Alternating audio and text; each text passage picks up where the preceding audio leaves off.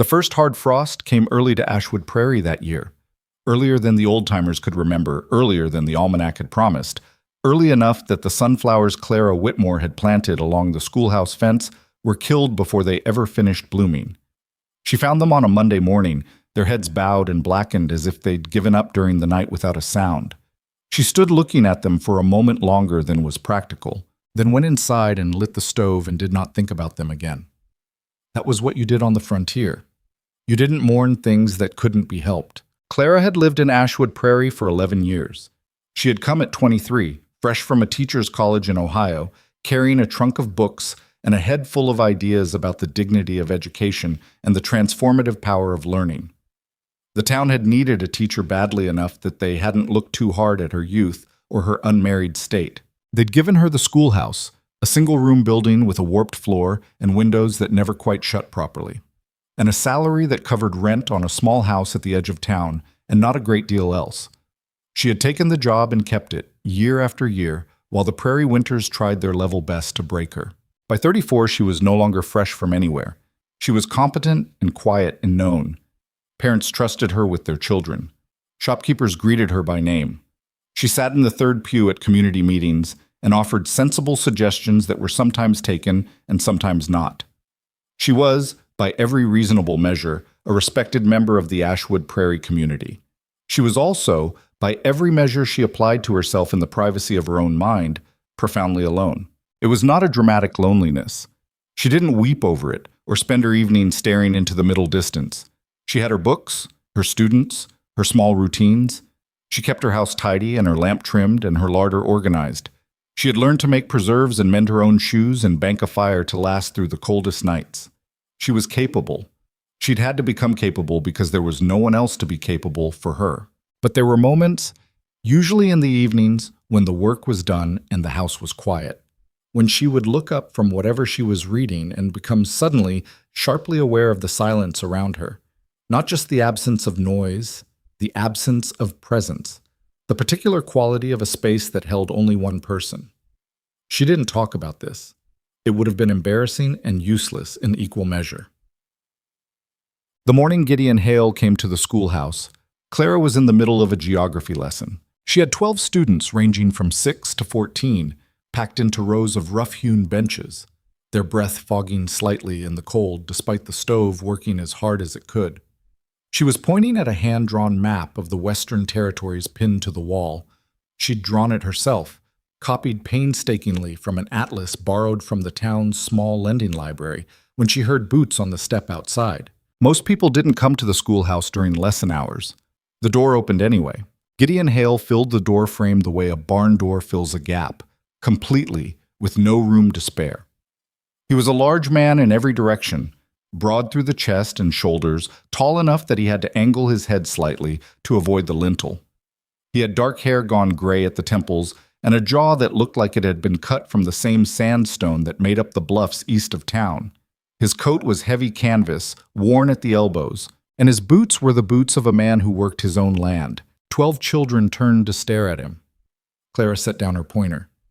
"Mr. Hale," she said, keeping her voice even. "Lessons don't finish until 3. "I know it." He didn't apologize. He stood in the doorway, hat in his hands, turning it slowly by the brim. "I was hoping I could have a word with you after. I'll wait outside." She looked at him for a moment. Gideon Hale owned the Hale Ranch, 2 miles east of town, a substantial spread, as frontier ranches went, running cattle and some horses. She knew him the way everyone in a small town knew everyone else, by sight and reputation, by the few words exchanged at community meetings, by the things people said about him when he wasn't there. He'd been widowed 6 years ago. His wife, Margaret, had died of fever in the summer, leaving him with a ranch to run and no children to show for the marriage. He didn't come to town often. When he did, he spoke only as much as the transaction required and then left. People respected him the way they respected a weather system, at a distance, with some wariness. "All right," Clara said, 3 o'clock. He nodded, put his hat back on, and stepped back out. The door closed. 12 children immediately turned to look at her with expressions ranging from curiosity to outright excitement. "Back to the map," Clara said. "Cut." He was standing by the fence when she came out at 3, her coat buttoned against the cold, her students streaming past her in both directions like water around a rock. He waited until the last of them had gone.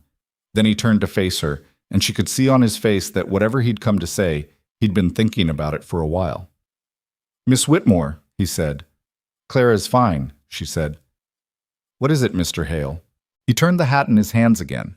She was beginning to understand this was something he did when he was uncomfortable, and the understanding made him seem, abruptly, less like a weather system and more like a man. "I'm going to say this plain," he said, "because I don't know another way to say it, and because I think you're a woman who appreciates plain talk. I generally do. I need a wife." He said it flat, like a statement of fact, like, "I need a new fence post." Not, "I don't mean it the way that sounds," not like that. I mean, I need a practical arrangement, someone who can manage a household and help run the books and deal with the parts of the ranch that I can't deal with on my own. I've got 600 acres and a good herd and more work than one man can manage, and there are decisions coming that I need a clear head beside me for. A legal partnership. That's what I'm proposing. Clara looked at him steadily. "You're proposing marriage. A kind of marriage, yes. What kind of marriage is that exactly?" He held her gaze, and she gave him credit for not flinching from it. "A practical one. Separate rooms. No. Obligations of that nature, unless you were ever to want them. You'd have your own space, and you'd keep your teaching, if you wanted it. I wouldn't ask you to give that up. I'd want you to keep it, actually. The children need a good teacher, and I'd want you doing the books and helping manage things at the ranch side by side with me. In exchange, you'd have a proper house and a proper income, and you wouldn't be alone out here when the winters come." He stopped. Then he said, almost as an afterthought, "I'm 38 years old. I'm not looking for romance. I had a good marriage once, and I'm not trying to replace it. I'm trying to be practical." Clara was quiet for a long moment. The wind moved through the dead sunflowers along the fence. Somewhere down the street, a dog was barking at something that wasn't there. "Why me?" she said finally. He seemed to have expected the question. "Because you're competent. Because you're honest. People here say that about you, and I believe it. Because you've managed on your own for 11 years, and that tells me you're not someone who gives up." He paused. "And because I think you understand what it means to be useful and overlooked at the same time. I think you'd understand the kind of arrangement I'm describing without needing me to dress it up as something it isn't." She studied him. He looked back at her, patient and still, and didn't try to add anything to make the offer sound better than it was. "I'll need a few days," she said. "Take the time you need." He put his hat on. "I'll be at the Grange on Saturday if you want to give me an answer, so." She didn't sleep well that week. She lay in her small, cold bedroom and turned the proposition over in her mind, the way she turned problems over when she was working through a difficult arithmetic lesson. Methodically, from every angle, looking for the flaw that would tell her the right answer. The practical objections were obvious. She barely knew the man. Marrying a stranger was a considerable gamble even when the stranger came with money and land, which Gideon Hale did. She would be leaving her small house for an unfamiliar one. She would be giving up the particular independence of a woman who answered to no one, which was, for all its loneliness, a real thing. But she was 34 years old. The winters in Ashwood Prairie were long and getting longer in her mind. The roof of her rented house was leaking in 2 places, and the landlord, Mr. Ferris, showed no signs of fixing either of them. Her salary covered her needs, but nothing beyond them, and she was aware, with the particular clarity that comes from doing one's own books for 11 years, that a single bad winter, a long illness, a broken bone, anything that kept her from teaching for more than a few weeks, could leave her in genuine trouble. She had watched women marry for worse reasons than the ones Gideon Hale had offered. She had watched women marry for love and end up in worse situations than the practical one he was describing. He had not lied to her. He had not dressed it up. He had said, "Here's what I'm offering. Here's what I want in return, and here's what I will not ask of you." In her experience, that kind of honesty was rarer than it had any right to be. On Friday night, she sat at her kitchen table with a lamp and a piece of paper and wrote down, in her teacher's careful hand, every argument for and every argument against. When she was done, she sat and looked at the page for a while. Then she folded it up and put it in the back of the stove and watched it burn. She already knew what she was going to say. She found him at the Grange on Saturday, as promised, standing near the back wall with a cup of coffee he'd clearly gotten more out of habit than desire. He saw her come in and set the cup down. "Yes," she said, without preamble. "With conditions." One corner of his mouth moved. Not quite a smile. "All right. I keep my teaching position, full-time through the school year." "Agreed. I want my own room, my own space. You said that, but I want it explicit." "Explicit it is. I want to see the books before we marry. Not because I don't trust you, because I need to understand what I'm stepping into. I can't help manage something I don't understand." He looked at her for a moment with an expression she couldn't quite read. Then he nodded. "Come out to the ranch Monday. I'll show you everything. And I'll want it in writing," she said. "What we've agreed. I'm not asking because I think you'll go back on your word. I'm asking because I've seen what happens when things aren't written down." "That's sensible," he said. "I'll have Emmett Graves draw it up." Emmett Graves was the closest thing Ashwood Prairie had to a lawyer, a retired circuit judge who'd settled in the town 8 years ago and occasionally handled legal documents for people who needed them. "All right." Clara looked at him. "Then yes, I'll marry you." He put out his hand. She shook it. It was, she thought, a strange way to begin a marriage. But then, she supposed, this was a strange marriage. The town found out within 48 hours. This was not surprising. In a settlement the size of Ashwood Prairie, a secret had about the same life expectancy as a mayfly. By Monday morning, when Clara walked into the general store for her usual weekly provisions, she could feel the quality of the room change when she came through the door. Mrs. Hewitt, behind the counter, gave her a look that contained about equal parts curiosity and something that Clara recognized, after a moment's thought, as genuine concern. "Clara," Mrs. Hewitt said, "I've been hearing things." "I imagine you have," Clara said pleasantly. She handed over her list. "About you and Gideon Hale." "Yes." Clara waited while Mrs. Hewitt read the list without reading it, her attention elsewhere. "Is it true?" "We're getting married next month, yes." Mrs. Hewitt set the list down.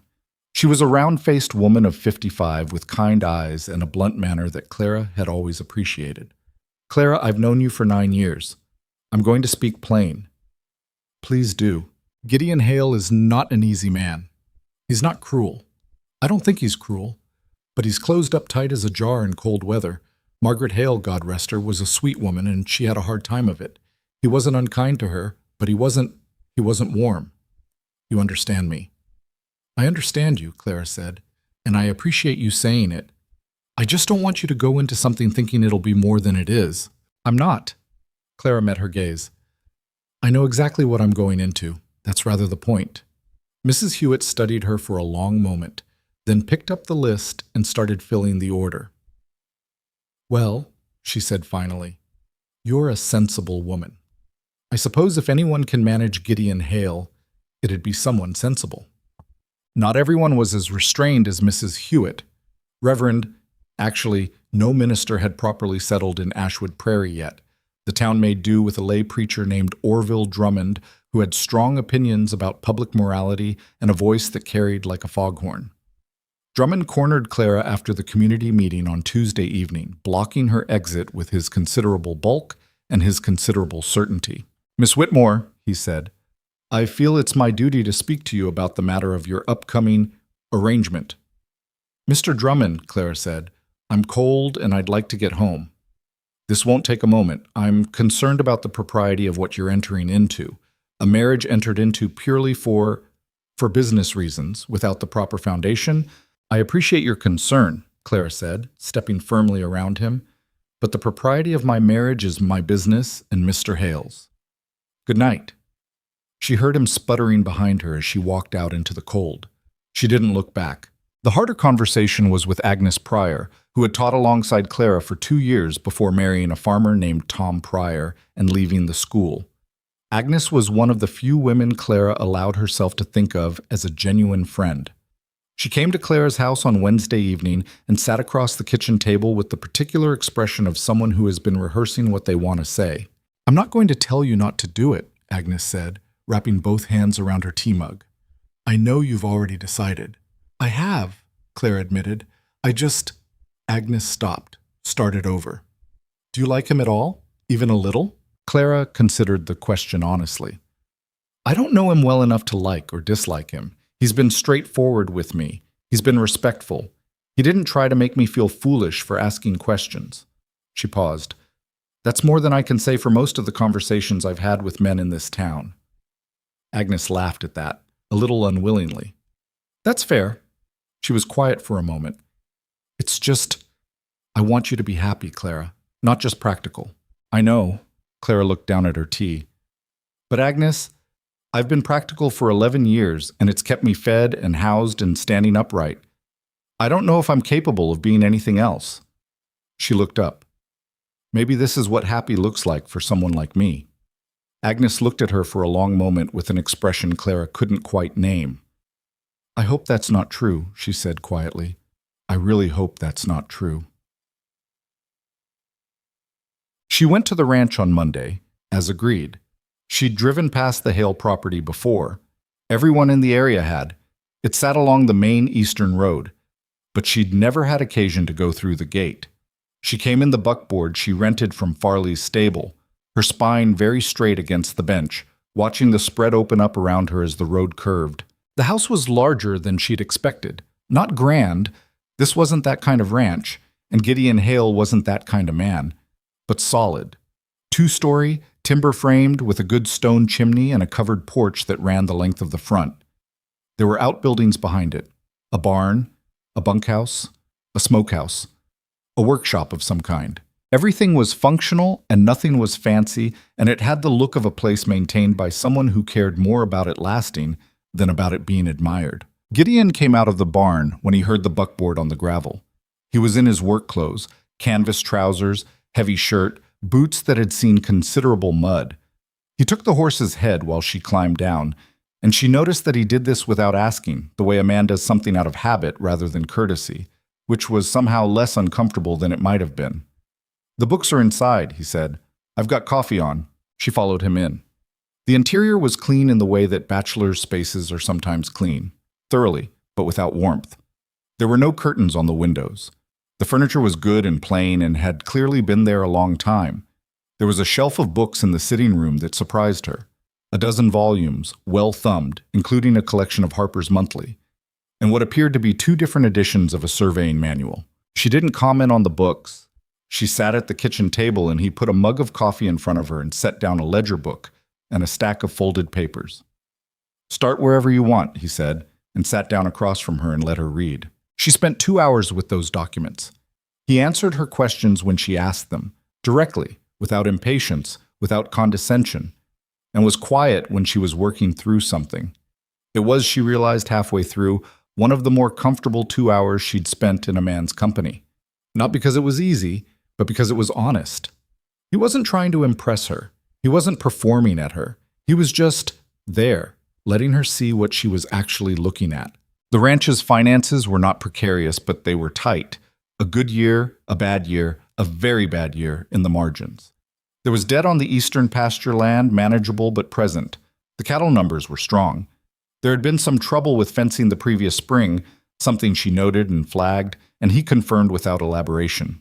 There's something else, she said, toward the end, smoothing a document flat on the table. This claim here, on the southwest quarter, there's a notation that it was disputed. Resolved, he said, shortly. She looked at him. Something in the way he'd said it. Not exactly evasive, but clipped, the way you clip something when you're choosing your words. When? 7 years ago. He was looking at the document, not at her. My father's time. There was a dispute over the survey line. Victor Crow claimed we were sitting on his land. The county assessor ruled in our favor. Victor Crow, she said. She knew the name, so most people in the county knew the name. Crow ran the largest cattle operation in the region, east of Ashwood Prairie. She'd never met the man. She'd heard enough about him. He's not a neighbor I'd choose, Gideon said. But we've had no direct trouble in years.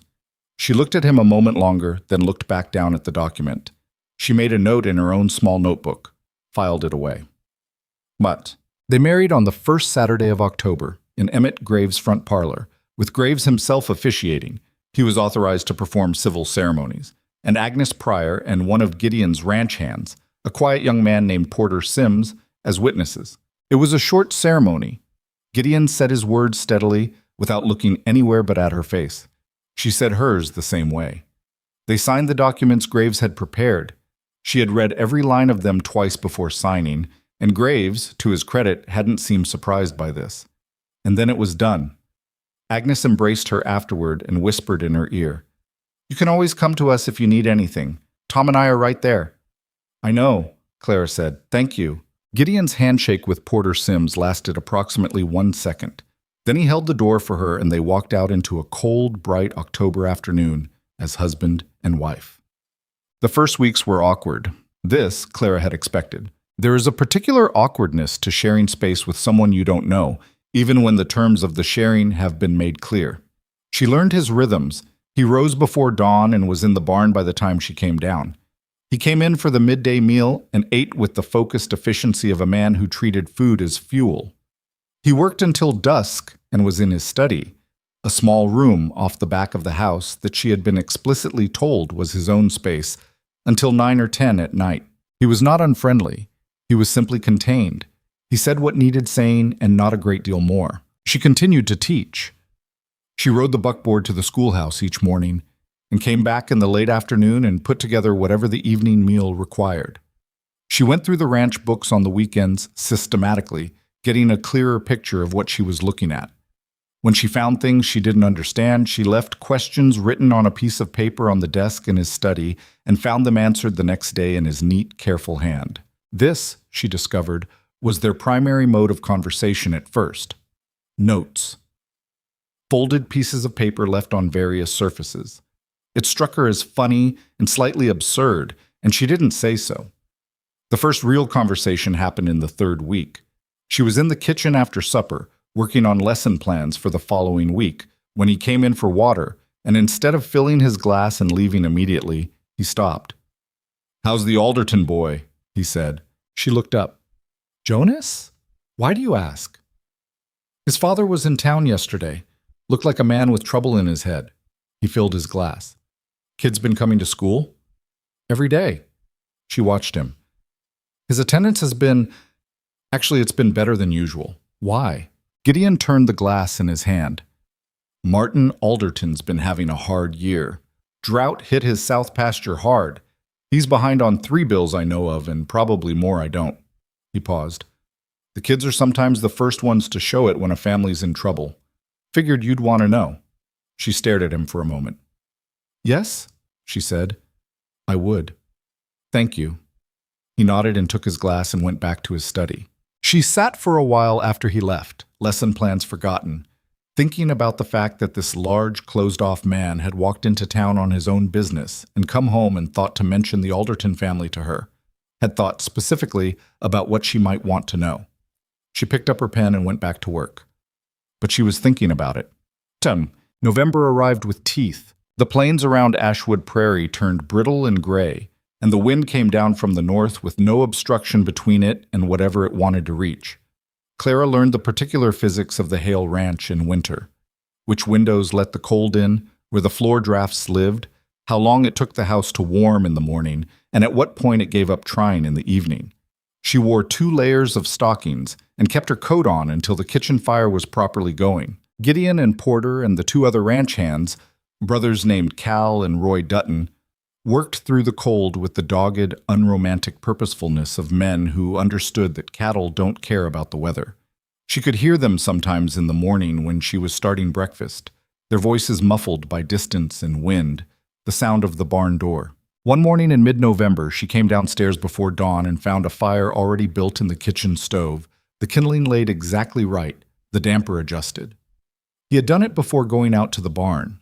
She stood in the warm kitchen for a moment, the cold still in her hair, and felt something she didn't have an immediate name for.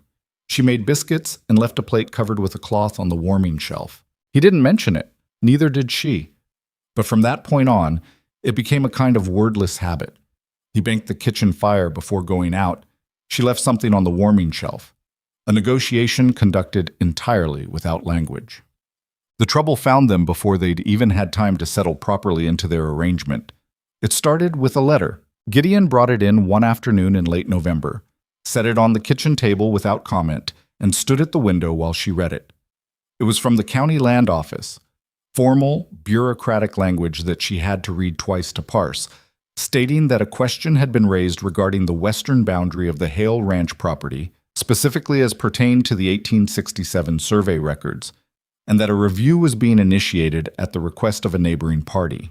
Victor Crow, she said. Not a question. Victor Crow, he confirmed. She set the letter down. He's disputing the boundary again. Different boundary this time. His voice was flat. Western line instead of southern. But yes, he turned from the window. It's not a legitimate claim. The survey records are clear. The problem is that the county process takes time and money, and if he can tie things up long enough, he can make operating difficult enough that you're weakened going into spring. She was already thinking through the books, the debt on the eastern pasture, the cash reserves, which were not as comfortable as she'd like. A protracted land dispute would cost money they could afford to spend but not afford to lose. He's done this before, Gideon said. 2 other ranchers. Not always the same method, but the same pattern. She looked at him. There was something in the way he was standing that was different from his usual stillness, something tighter about it, less like patience and more like restraint. "Tell me," she said. He looked at her for a moment as if weighing something. Then he sat down at the table. "There was a man named Ridley Cass," he said. "Had a place west of Crow's Spread, about 12 years ago. Nice piece of land, good water. Crow wanted it. Started with a boundary dispute, moved to a debt claim. Cass swore afterward the debt was fabricated, and ended with Cass selling out at about 1/3 of what the land was worth, because it was that, or spend 5 years in court and lose everything anyway. And others? The Halverson family, the Meade brothers. There's a pattern if you know to look for it." He paused. "My father knew to look for it. He fought Crow's first claim and won, and Crow left him alone for a while. But my father died 5 years ago, and I think Crow figures I'm easier than my father was." Something in his voice, around the edges of that last sentence, told her not to ask more about his father yet. She filed it away. "All right," she said, "can I see the original survey records?" He looked at her. "You want to look at the survey records?" "That's what I said." She pulled the letter closer. "If the claim is based on the 1867 survey, I want to see exactly what that survey shows and exactly what the basis for dispute is, before we respond to the county, before we do anything." He was quiet for a moment, then, "I'll get them, Shamek." They spent 3 evenings that week at the kitchen table, the lamp turned up high, going through documents that smelled of old paper and damp storage. Survey maps, boundary certificates, deeds going back to the original land claim. She read everything twice and made notes in her careful hand and asked questions she needed answered. He answered them, all of them. Patiently, with no sign that he found it strange to be sitting at his own kitchen table at 10 in the evening, explaining the history of his land to the woman he'd married 6 weeks ago. On the 3rd evening, working through a stack of correspondence from the 1870s, she found something. "Gideon." Her voice came out quieter than she intended. He looked up from the deed he was reading. "This letter." She slid it across the table. 1871. From your father to the county assessor. He's describing a conversation he had with a man named Harlan Price. She watched his face. "Who is Harlan Price?" He was very still. "Crow's surveyor," he said. "Or he was at the time. He died years ago. In this letter, your father is claiming that Price came to him privately and told him that the 1869 survey, the one before the one currently in the records, was altered." She looked at him steadily. "That the original survey showed the western boundary line as your father described it, and that someone paid to have the official record changed." The kitchen was very quiet. Outside, the wind moved against the windows. Gideon reached out and took the letter and read it. She watched his face as he read. Something moved through his expression. Not surprise, she thought. Something older than surprise. "He knew," Gideon said finally. "He suspected," Clara said carefully. "This letter is the suspicion. I don't know yet if there's more." He set the letter down. He was looking at it, not at her. "My father spent the last 3 years of his life trying to prove something about Crow. I thought he was letting it become an obsession. I thought he was seeing things that weren't there." He stopped. He died before he could prove anything. She waited. What do we do with this? He said. She looked at the letter, then at him. We keep looking, she said. Because if this is real, if there's actual documentation of fraud, she stopped. The question isn't just your western boundary line, Gideon. If the records were altered, if Crow has been doing this for 20 years, then it's not just me, he said. Then it's not just you. She met his gaze. We're careful. We don't say anything to anyone yet. We keep looking, and we document everything we find, and we don't move until we understand the full picture. He looked at her for a long moment. In the lamplight, his face was difficult to read, but she thought for the first time that what she saw in it was not simply reserve. There was something underneath it that she recognized because she'd seen it in her own face, in her own mirror. The particular tiredness of someone who has been carrying something heavy for a very long time and is not yet sure if they've found someone to help carry it. All right, he said. She nodded, pulled the papers toward her, and went back to work. Outside, the wind came down from the north, and the prairie held its breath, and the frost crept steadily toward morning, and in the kitchen of the Hale Ranch, the lamp burned steadily on. The letter from the county land office sat in a drawer in Gideon's study, beneath 3 other documents Claire had flagged as significant, and she thought about it every day she was at the schoolhouse. Not obsessively, she was not a woman given to obsession, but with the steady, low-grade attention she gave to a problem she hadn't solved yet. The kind of thinking that ran underneath other thinking, the way a creek runs under ice, quiet but moving. December arrived. The ranch settled into its winter rhythms. She learned the sounds of the place, the particular creak of the second stair, the way the barn door groaned in the wind, the rhythm of Gideon's boots on the porch in the evening when he came in. Small things. The vocabulary of a shared space, accumulated without intention. She would not have called them close in December. They were something short of close and something more than strangers. They were 2 people who had agreed to share a life and were figuring out, day by day, what that actually meant. The notes continued. He left questions about the school enrollment numbers. She hadn't asked why he wanted them, but she answered them, and she left questions about the Eastern Pasture debt schedule.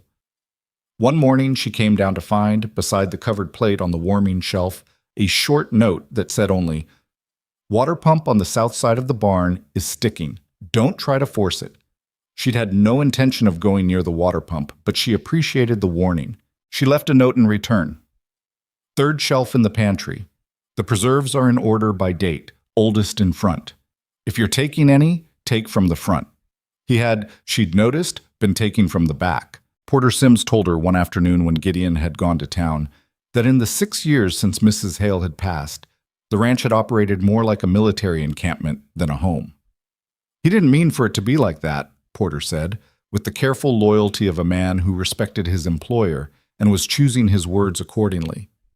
He didn't see a reason to do things any particular way, so things got done the way was easiest. And now? Clara asked.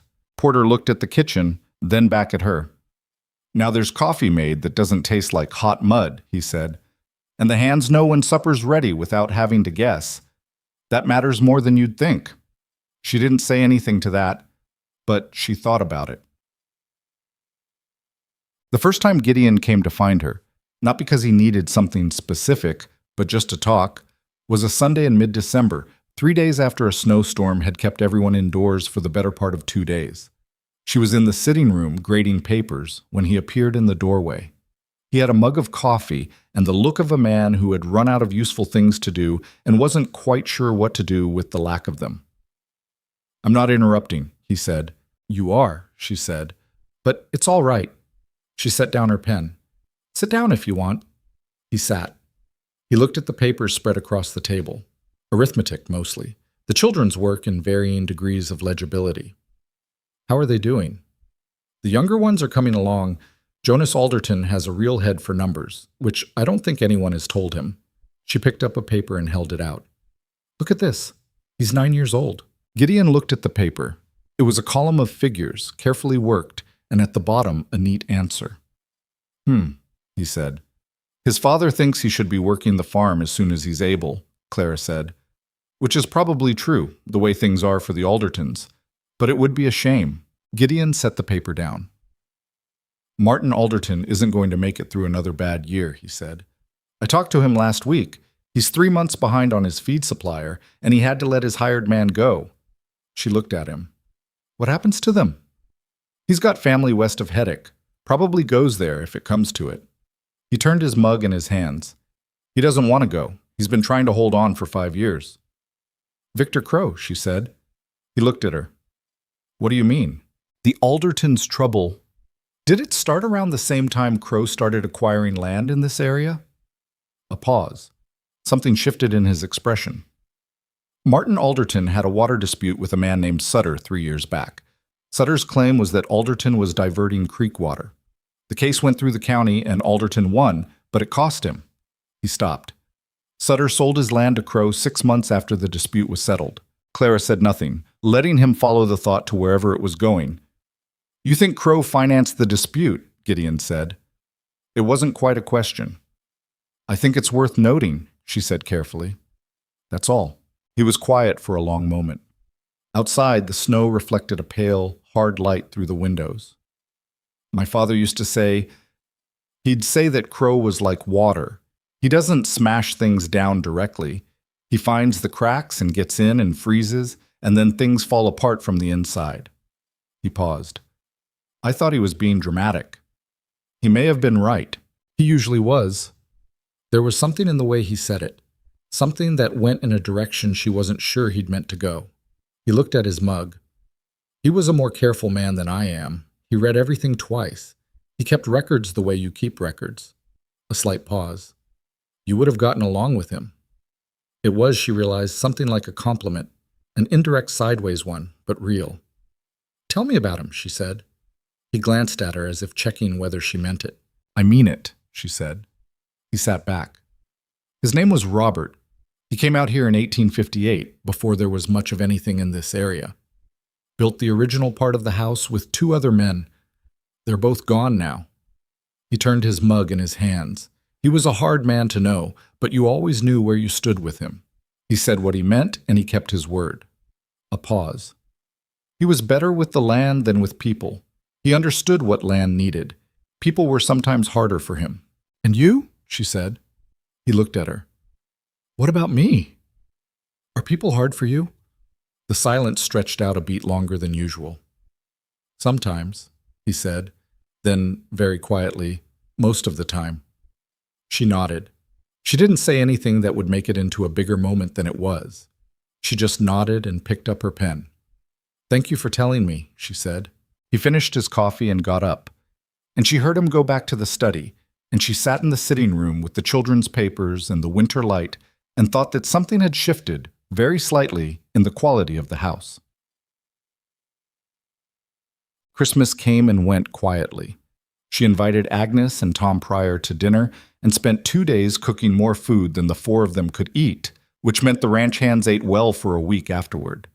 Gideon produced, with no explanation, a small package wrapped in brown paper that turned out to contain 2 books, a collection of natural history essays she'd mentioned, in passing, 3 weeks earlier in the course of a completely different conversation. She hadn't known he'd been listening that carefully.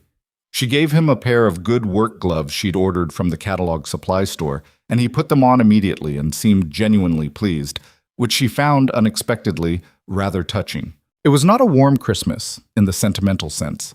It was practical and a little awkward and occasionally comfortable, which was, she thought, more or less exactly what they were. In January, the weather locked down hard and 3 things happened in the same week. The first was a visit from a man named Dale Whitaker, who worked as a clerk at the county land office in Heddick. He came out to the ranch on a Tuesday, unannounced, driving a county buckboard, and asked to speak to Gideon. Clara brought coffee and sat down at the table and didn't leave. Whitaker, a thin man of 40 with the look of someone who spent his days in ill-heated rooms, glanced at her, then at Gideon, then seemed to decide something. I'm here about the boundary review, Whitaker said, his hands flat on the table. The one requested by the Crow operation. I know the one, Gideon said. I want you to know. Whitaker stopped, looked at his hands, looked up again.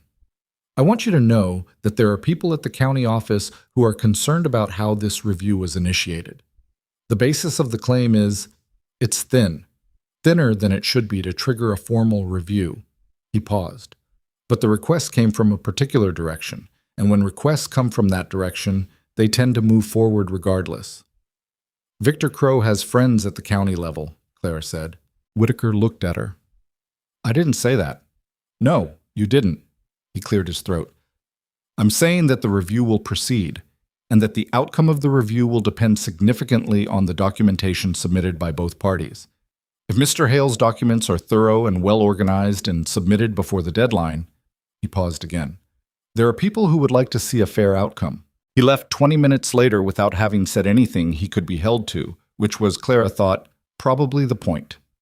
She and Gideon sat in the kitchen after the buckboard disappeared down the road. He risked coming here, she said. He did, Gideon agreed, which means either he's genuinely concerned about fairness, or he's being used to deliver a message from someone, or he's working for Crow and trying to rattle us into doing something stupid, Gideon said. Yes. She looked at him. Which do you think? He considered for a long moment.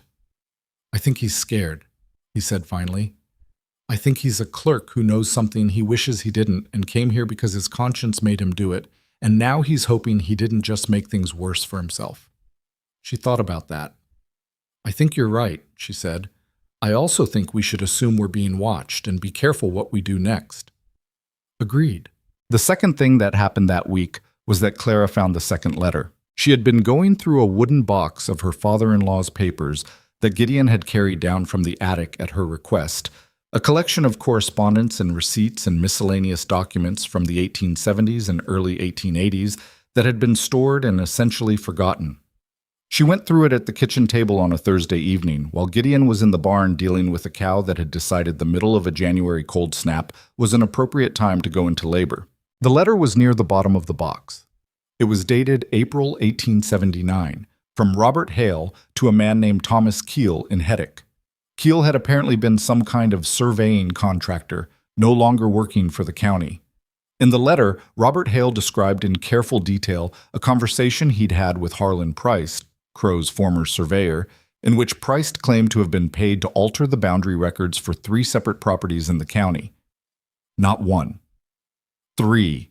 The Hale property, a parcel belonging to a family named Weston, and a third property whose name, in Robert Hale's letter, was given only as the Grantley Water Rights Claim, the subsist passet. She read the letter 3 times. Then she sat back in her chair and looked at the lamp for a while. The Grantley Water Rights. She had seen that phrase before, in the documents she'd been going through.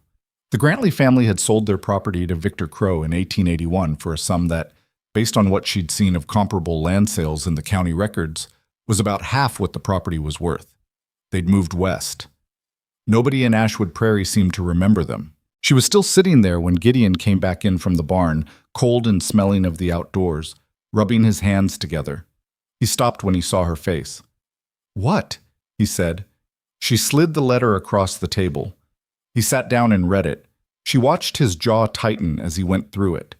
When he finished, he set it down very carefully, the way you set something down when your hands are not entirely steady.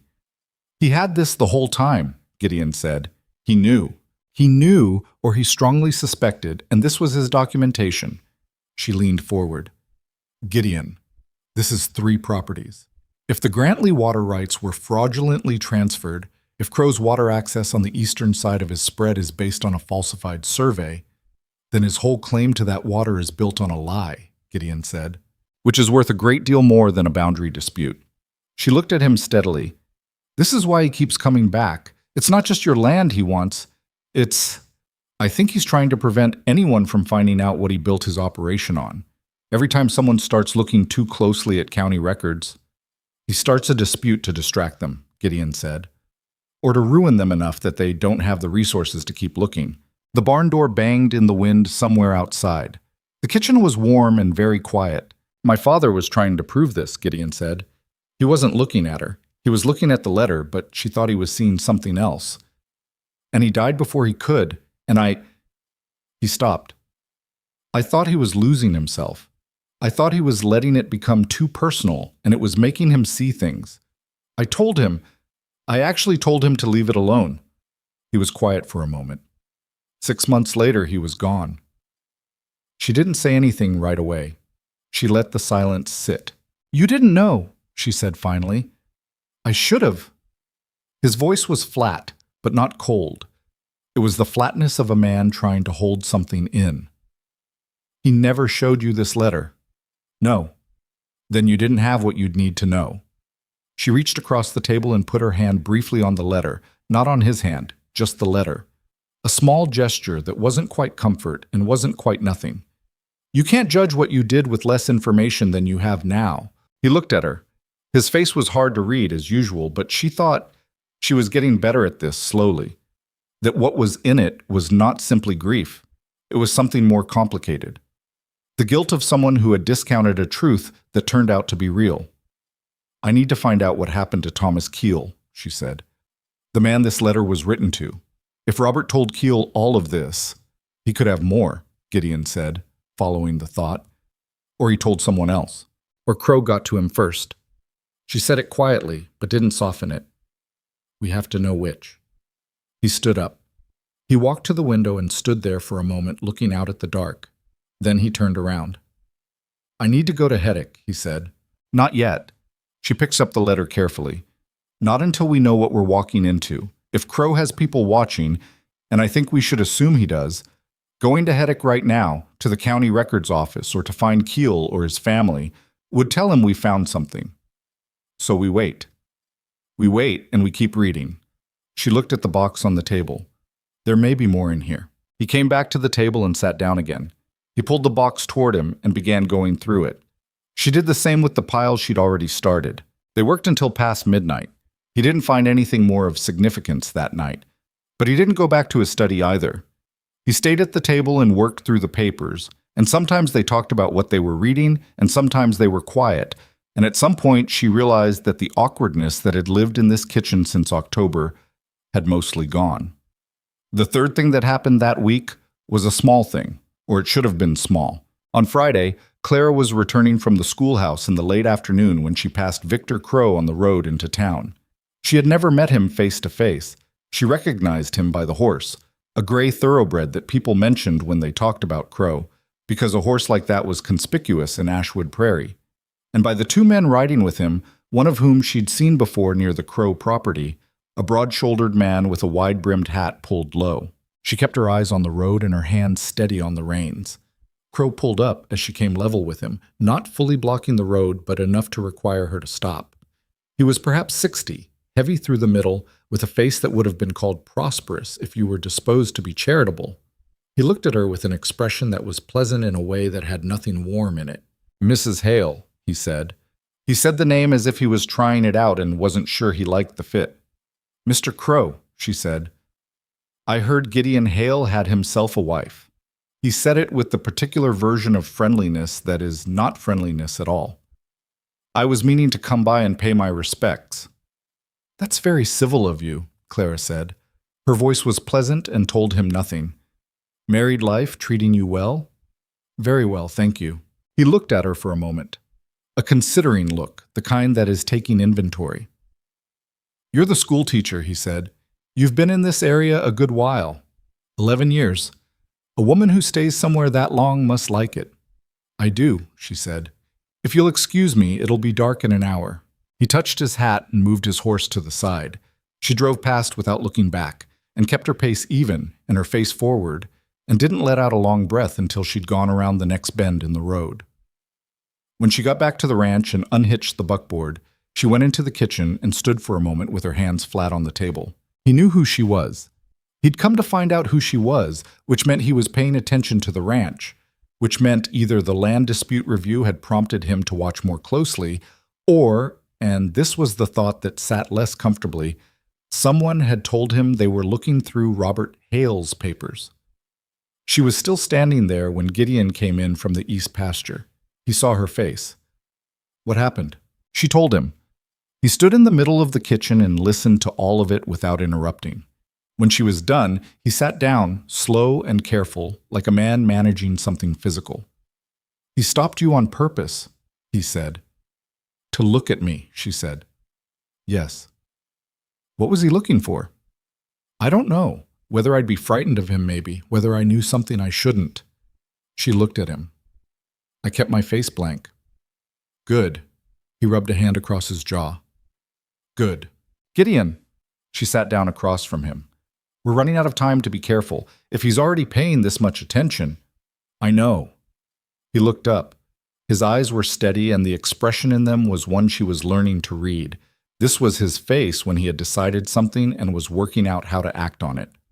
I'm going to reach out to the Halverson family, he said, and I'm going to ask Roy Dutton if his cousin still works in the Heddick Records building. She blinked. I didn't know Roy had a cousin in records. Neither did Crow, he said.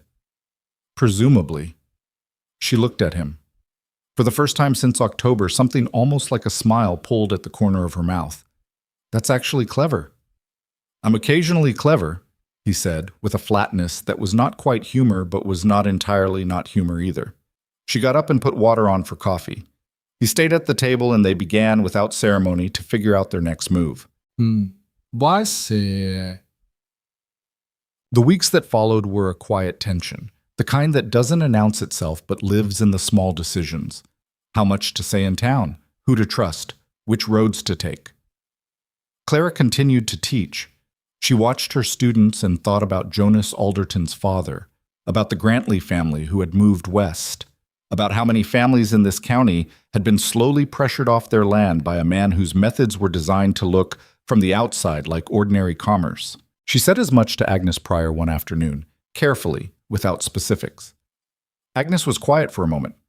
You're talking about Crow, she said. Not a question. I'm talking about a pattern, Clara said. Agnes looked at her.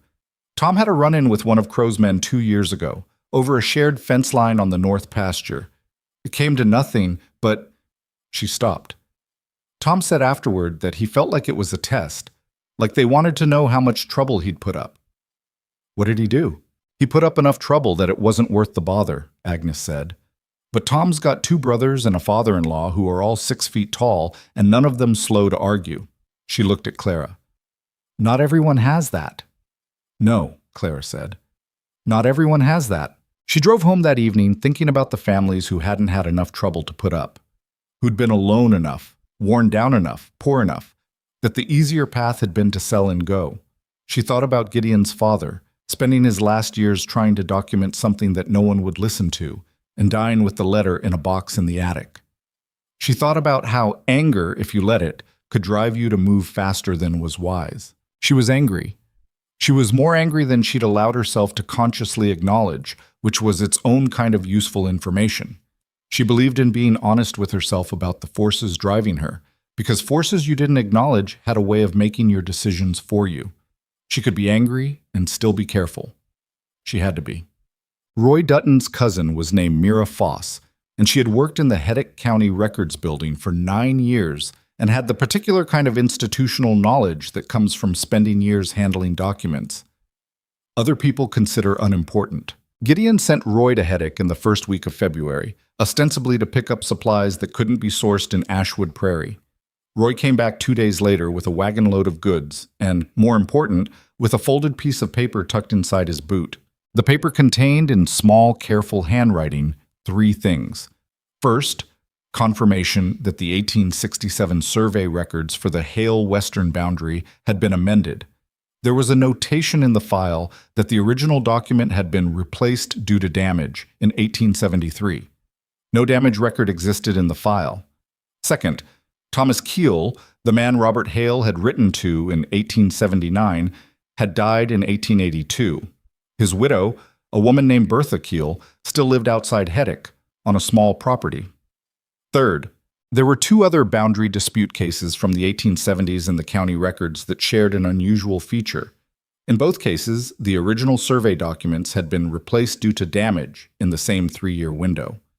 Both properties had subsequently been sold. Both were now part of the Crow landholding.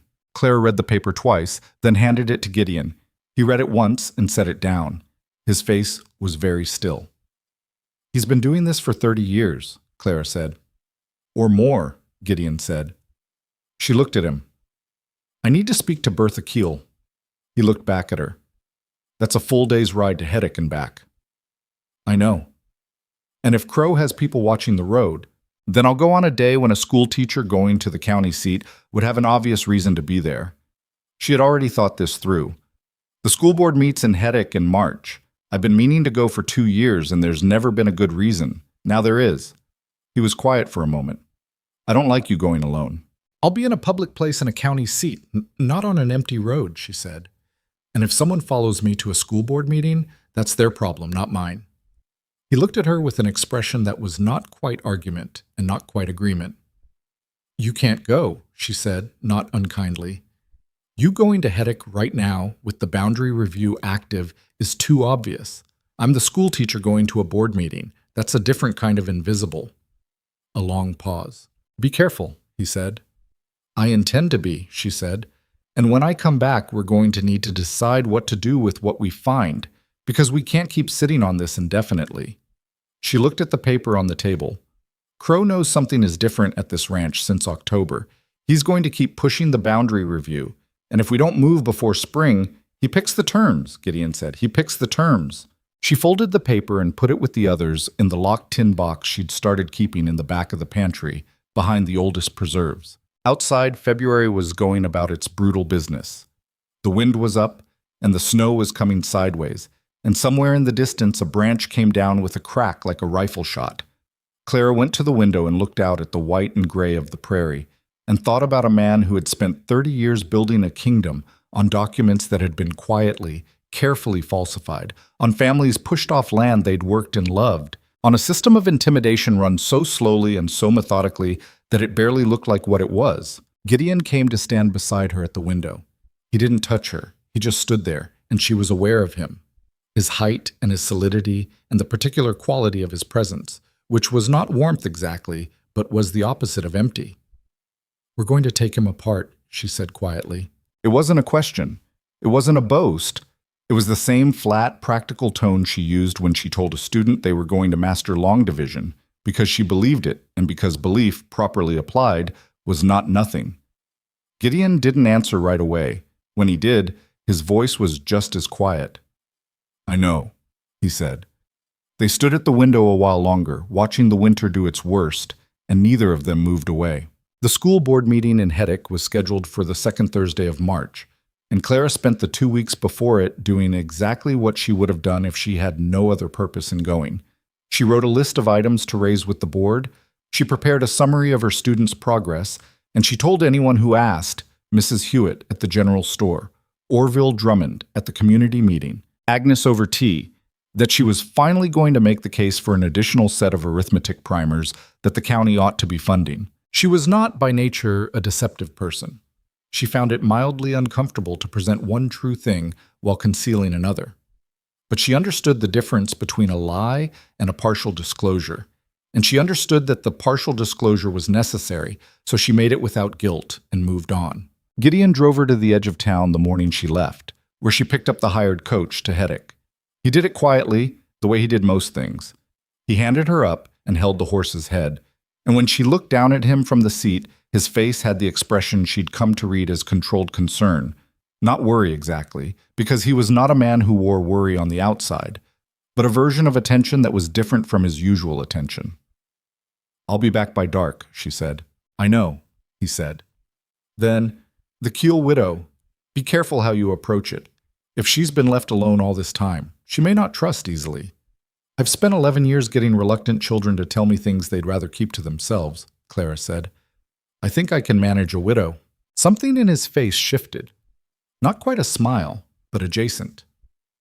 Fair point, he said. He let go of the horse's head and stepped back, and she drove out of Ashwood Prairie with the March wind at her back and a careful map in her head of exactly how the day needed to go. The Heddick School Board met in the back room of the town hall, around a table that had seen better decades, with 4 men who had the distracted authority of people doing a civic duty they hadn't entirely volunteered for. Clara presented her case for the arithmetic primers in 20 minutes, answered 3 questions, agreed to submit a written cost comparison, and was done by 10:30 in the morning. The board secretary, a cheerful woman named Mrs. Holden, offered her coffee and suggested several shops on Main Street that might interest her while she waited for the afternoon coach. Clara thanked her, took the coffee, and did not go to the shops. Bertha Keel lived on a small property 2 miles south of Heddick, according to Mira Foss's note. Clara hired a man with a cart from the livery near the coach station and gave him the road directions and sat in the back of the cart, watching the county go past. Flatter here than around Ashwood Prairie, the horizon a long unbroken line, the sky enormous and pale with high clouds that let through a cold, diffuse light. The Keel property was a modest place, a house that had been built carefully and maintained adequately, a barn that was smaller than it probably used to be, a kitchen garden laid out in preparation for spring planting. There was a woman in the yard when the cart turned up the drive, a woman of perhaps 70, stout and gray-haired, wearing a heavy coat and holding a bundle of dried herbs she'd apparently just cut from whatever remained in the garden. She watched Clara climb down from the cart with the flat, assessing gaze of someone who had learned not to trust unexpected visitors. "Mrs. Keel," Clara said. "Who's asking?" "My name is Clara Hale. My husband is Gideon Hale. His father was Robert Hale. He owned a ranch outside Ashwood Prairie." Something crossed Bertha Keel's face. She stood very still for a moment, the bundle of herbs in both hands, and then she turned and walked toward the house. At the door she stopped. "You'd better come in," she said. "But the man stays with the cart." The inside of Bertha Keel's house was warm and smelled of dried lavender and wood smoke. There were photographs on the mantel, a man with a broad face and a careful expression in several different versions of younger, and a stack of mending on the chair by the window, and a Bible on the side table that was well used enough to be structural rather than decorative. Clara sat at the kitchen table and waited while Bertha put the herbs down and hung up her coat and filled the kettle with the deliberate movements of a woman who would not be hurried. "Robert Hale wrote my husband a letter," Clara said, when Bertha finally sat down across from her, "in 1879 about Harlan Price and the county surveys." Bertha looked at her for a long moment. "Tom showed me that letter," she said, "after he got it." "What did Thomas do with the information?" "Nothing." The word was flat and old, like something she'd made her peace with a long time ago. "He went to the county assessor's office. He was told there was nothing to investigate. He went back to Robert Hale and told him, and Robert Hale said he'd keep trying to find another way." She paused. 6 months after that, Robert Hale was dead. Clara's hands were still on the table. "The letter said he fell from his horse." "That's what the report said." Bertha's voice was careful and level. "Thomas thought, he never said it plainly, not to anyone but me, but he thought it was a peculiar kind of accident for a man who'd been riding his whole life." She looked at Clara. "He didn't say that to anyone else, because the year after Robert Hale died, 2 men came to this property and told Thomas that they were going to be watching the road and that some conversations were better kept private. The kettle began to make noise. Bertha got up and dealt with it without hurrying. Clara sat with what she'd just heard and felt the particular weight of it settling in her chest. "Did Thomas keep any documentation?" she asked when Bertha came back with the tea. "Beyond what Robert sent him?" Bertha was quiet for a moment, turning her mug in her hands. Then she looked at Clara with a measuring expression, the look of someone deciding whether to open a door they've kept shut for a long time. "My husband was a careful man," she said. "He didn't trust banks, and he didn't trust county offices, and he didn't trust most people." She paused. "He trusted Robert Hale because Robert was straight with him. And when Robert died, Thomas put everything away and didn't touch it, because we had children, and he was not going to do to them what might have been done to Robert." "I understand," Clara said. "Do you?" Bertha looked at her directly. "You're young. You don't know what it was like to live with that decision for 25 years. Knowing you had something that could have mattered and keeping it locked up because keeping it locked up was the only way to keep your family safe." "No," Clara said. "I don't know that. I can imagine it and I think I can respect it, but I don't know it. I'm sorry." Something in Bertha's expression shifted slightly at that. The admission, Clara thought. The not pretending to understand what she didn't. "What do you want from me?" Bertha said. "I want to know if there's more than the 1879 letter," Clara said, "because I have that letter. And I have Mira Foss's notes about the replacement survey records. And I have reason to believe that Crow has falsified documents on at least 3 properties, possibly more, over 30 years. But the evidence I have is enough to raise questions. It's not enough to prove anything in front of a county authority, and I don't know how to get from where I am to where I need to be without something more solid." Bertha looked at her for a long time. Long enough that Clara became aware of the fire in the stove and the sound of the wind at the window and the cartman waiting outside. "My husband kept a record," Bertha said, finally. Not just the letter, he wrote down everything Price told him. Price came to Tom directly, separately from Robert, to try to sell the same information twice, which tells you what kind of man Price was. Tom wrote it all down. Names, dates, amounts. Price named 5 properties, not 3. And there was a name at the county level. Someone who was paid to make sure the replacement records went through without question. Clara didn't move. "Do you still have it?" "It's in a tin box under the floorboard in the bedroom," Bertha said, "where it's been since 1883. She stood up. She was gone for about 4 minutes, and Clara sat very still at the table, her hands wrapped around her mug, listening to the house creak in the wind. When Bertha came back, she set a tin box on the table. It was similar to the one Clara kept in the pantry, which struck her as a strange coincidence, or maybe just evidence of what people do when they're keeping something they need to survive. Bertha opened it. Inside was a folded packet of papers, thicker than Clara had expected. "I want 2 things," Bertha said before she pushed it across. "First, that my family's name stays out of it as long as possible. I have a son in Wichita and a daughter in Denver, and I will not have them in danger from this." "I'll do everything I can," Clara said.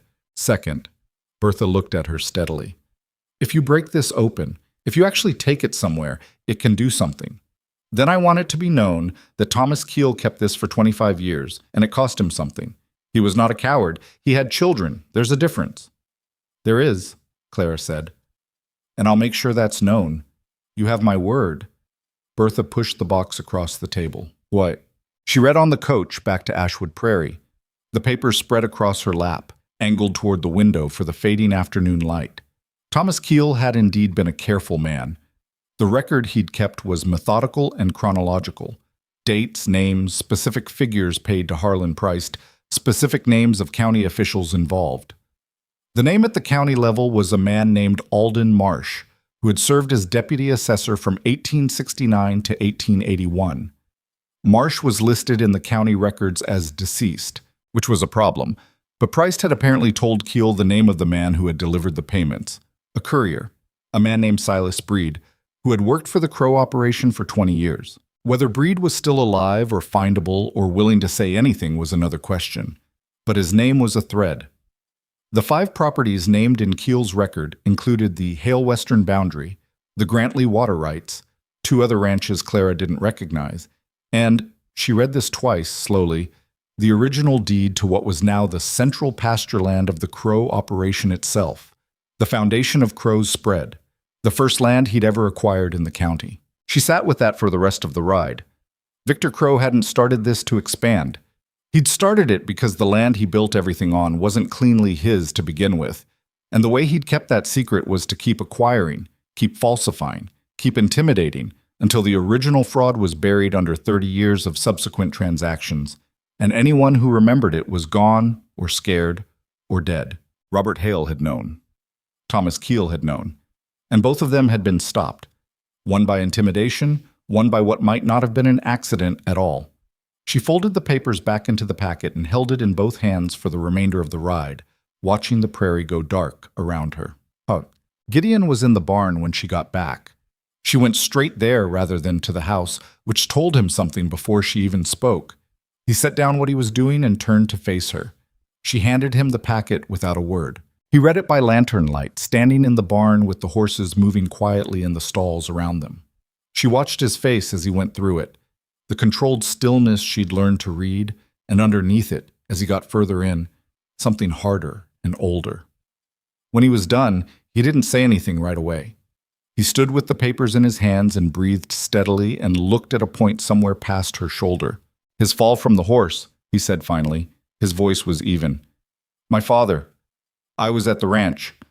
I was in the east pasture when it happened. Porter came and told me." He stopped.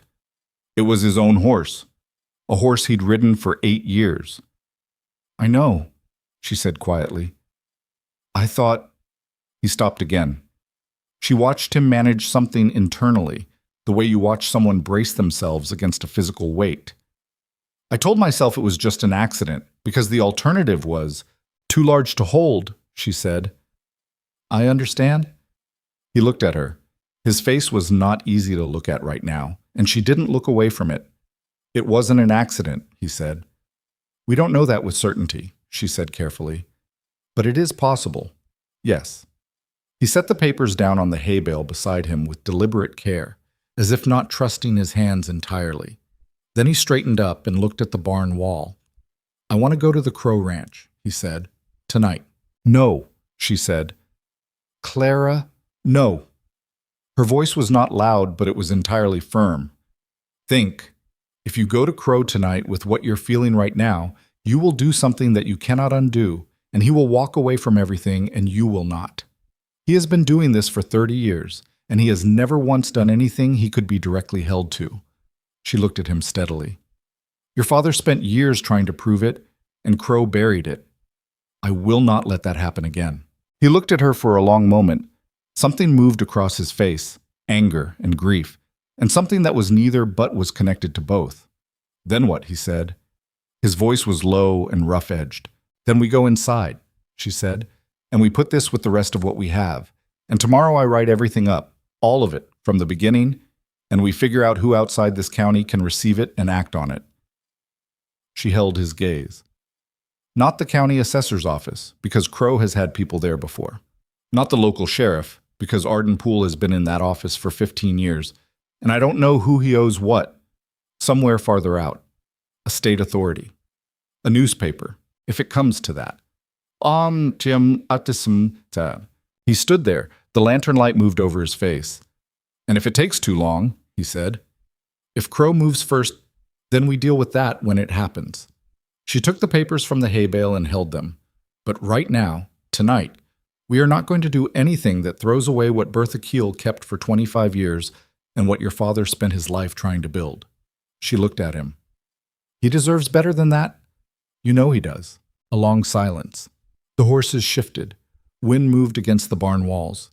Gideon put his hands in his pockets and looked down. And when he looked up again, the thing she'd been afraid of, the version of him that was pure rage and grief without direction, had been put somewhere deeper. All right, he said. Let's go inside. She wrote for 3 nights running after supper, while Gideon sat at the other end of the table and went through the papers again and again. The way you go through something when you're trying to find the thing that makes the whole shape clear. She organized everything chronologically. The 1867 survey, the 1873 replacement, Robert Hale's 1879 letter, Keel's record, Mira Foss's notes, the boundary dispute letter from the county office in November, the road encounter with Crow in January. She wrote it the way she wrote lesson plans, methodically, with nothing assumed and nothing left floating, facts with their sources identified, inferences clearly labeled as inferences, questions noted as questions. By the 3rd night, she had 23 pages in her careful hand, and she read through them twice and corrected 3 things and then put them in the tin box. We need a name, she said on the 4th night. Someone outside the county who can receive this and knows what to do with it. Gideon thought for a moment. Emmett Graves went to school with a man named Charles Brody, who's now a judge in the state capitol. She looked at him. You know this? Emmett mentioned it once, years ago. He shrugged slightly. I listen. Will Emmett go to him? If we ask him right. Gideon paused. Emmett is careful. He'll want to understand the full picture before he puts his name to anything. But he's an honest man. I've known him for 15 years. Can we trust him with all of it? A pause. I think we have to. A packet of documents from 2 unknown ranchers in Ashwood Prairie arrives at a state judge's office. It ends up in a drawer somewhere. An introduction from a man Charles Brody went to school with, that's a different kind of arrival. She nodded. Set up a meeting with Emmett, private, not at his office, somewhere less visible. I'll ask him to come here, Gideon said. He's been out to the ranch before. It won't look unusual. Emmett Graves came on a Saturday morning, 2 days later, driving his own wagon. He was a man of 63, thin and deliberate, with the careful eyes of someone who had spent decades reading fine print. He sat at the kitchen table and Claire put coffee in front of him, and Gideon laid out the summary she'd written, and then they both sat back and let him read. He read slowly. He didn't ask questions while he read. When he finished the 23 pages, he went back to 3 sections and read them again. Then he put the papers down and looked at his coffee. "This is serious," he said finally. "Yes," Clara said. "If this is accurate, it's accurate. The sources are cited. You can see them yourself." Graves looked at the papers again. The Keel record is the strongest piece. If Keel documented Price's account in detail in 1880, and that account names a county official, Marsh is deceased, Clara said. But Silas Breed isn't, as far as we can determine. He's in his 70s. He may still be in the area. Graves tapped the papers with one finger. You understand what this means for Crow's entire operation. If the original deed to his central pasture was fraudulently obtained, his whole claim to that land is in question, Gideon said. Everything he built on it. Graves was quiet for a moment.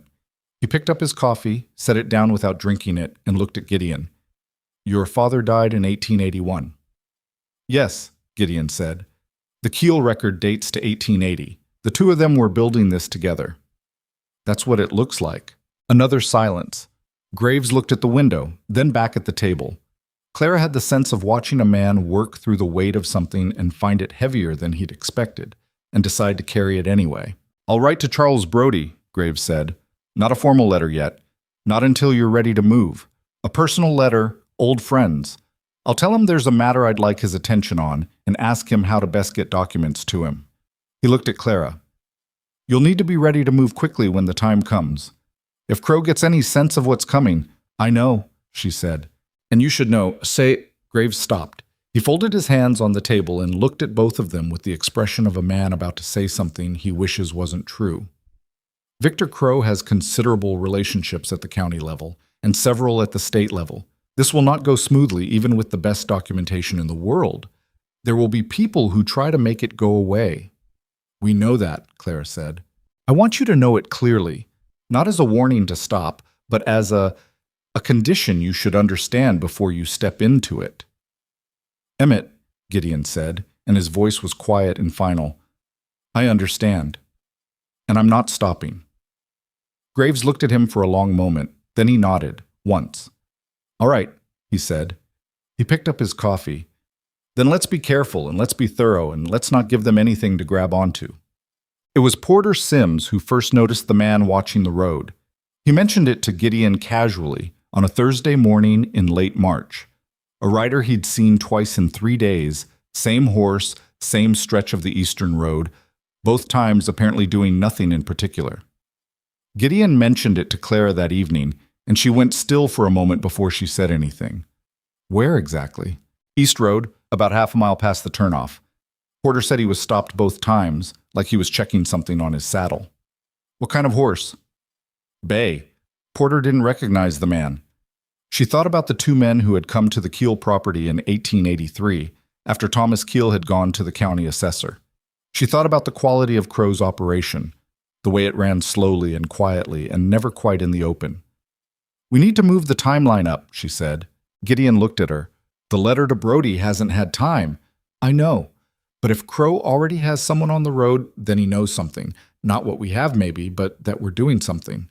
She was thinking quickly. Have Emmett send the letter this week. Not personal and slow. Send it by the fastest route. And we need someone to go to Silas Breed. You think Breed will talk?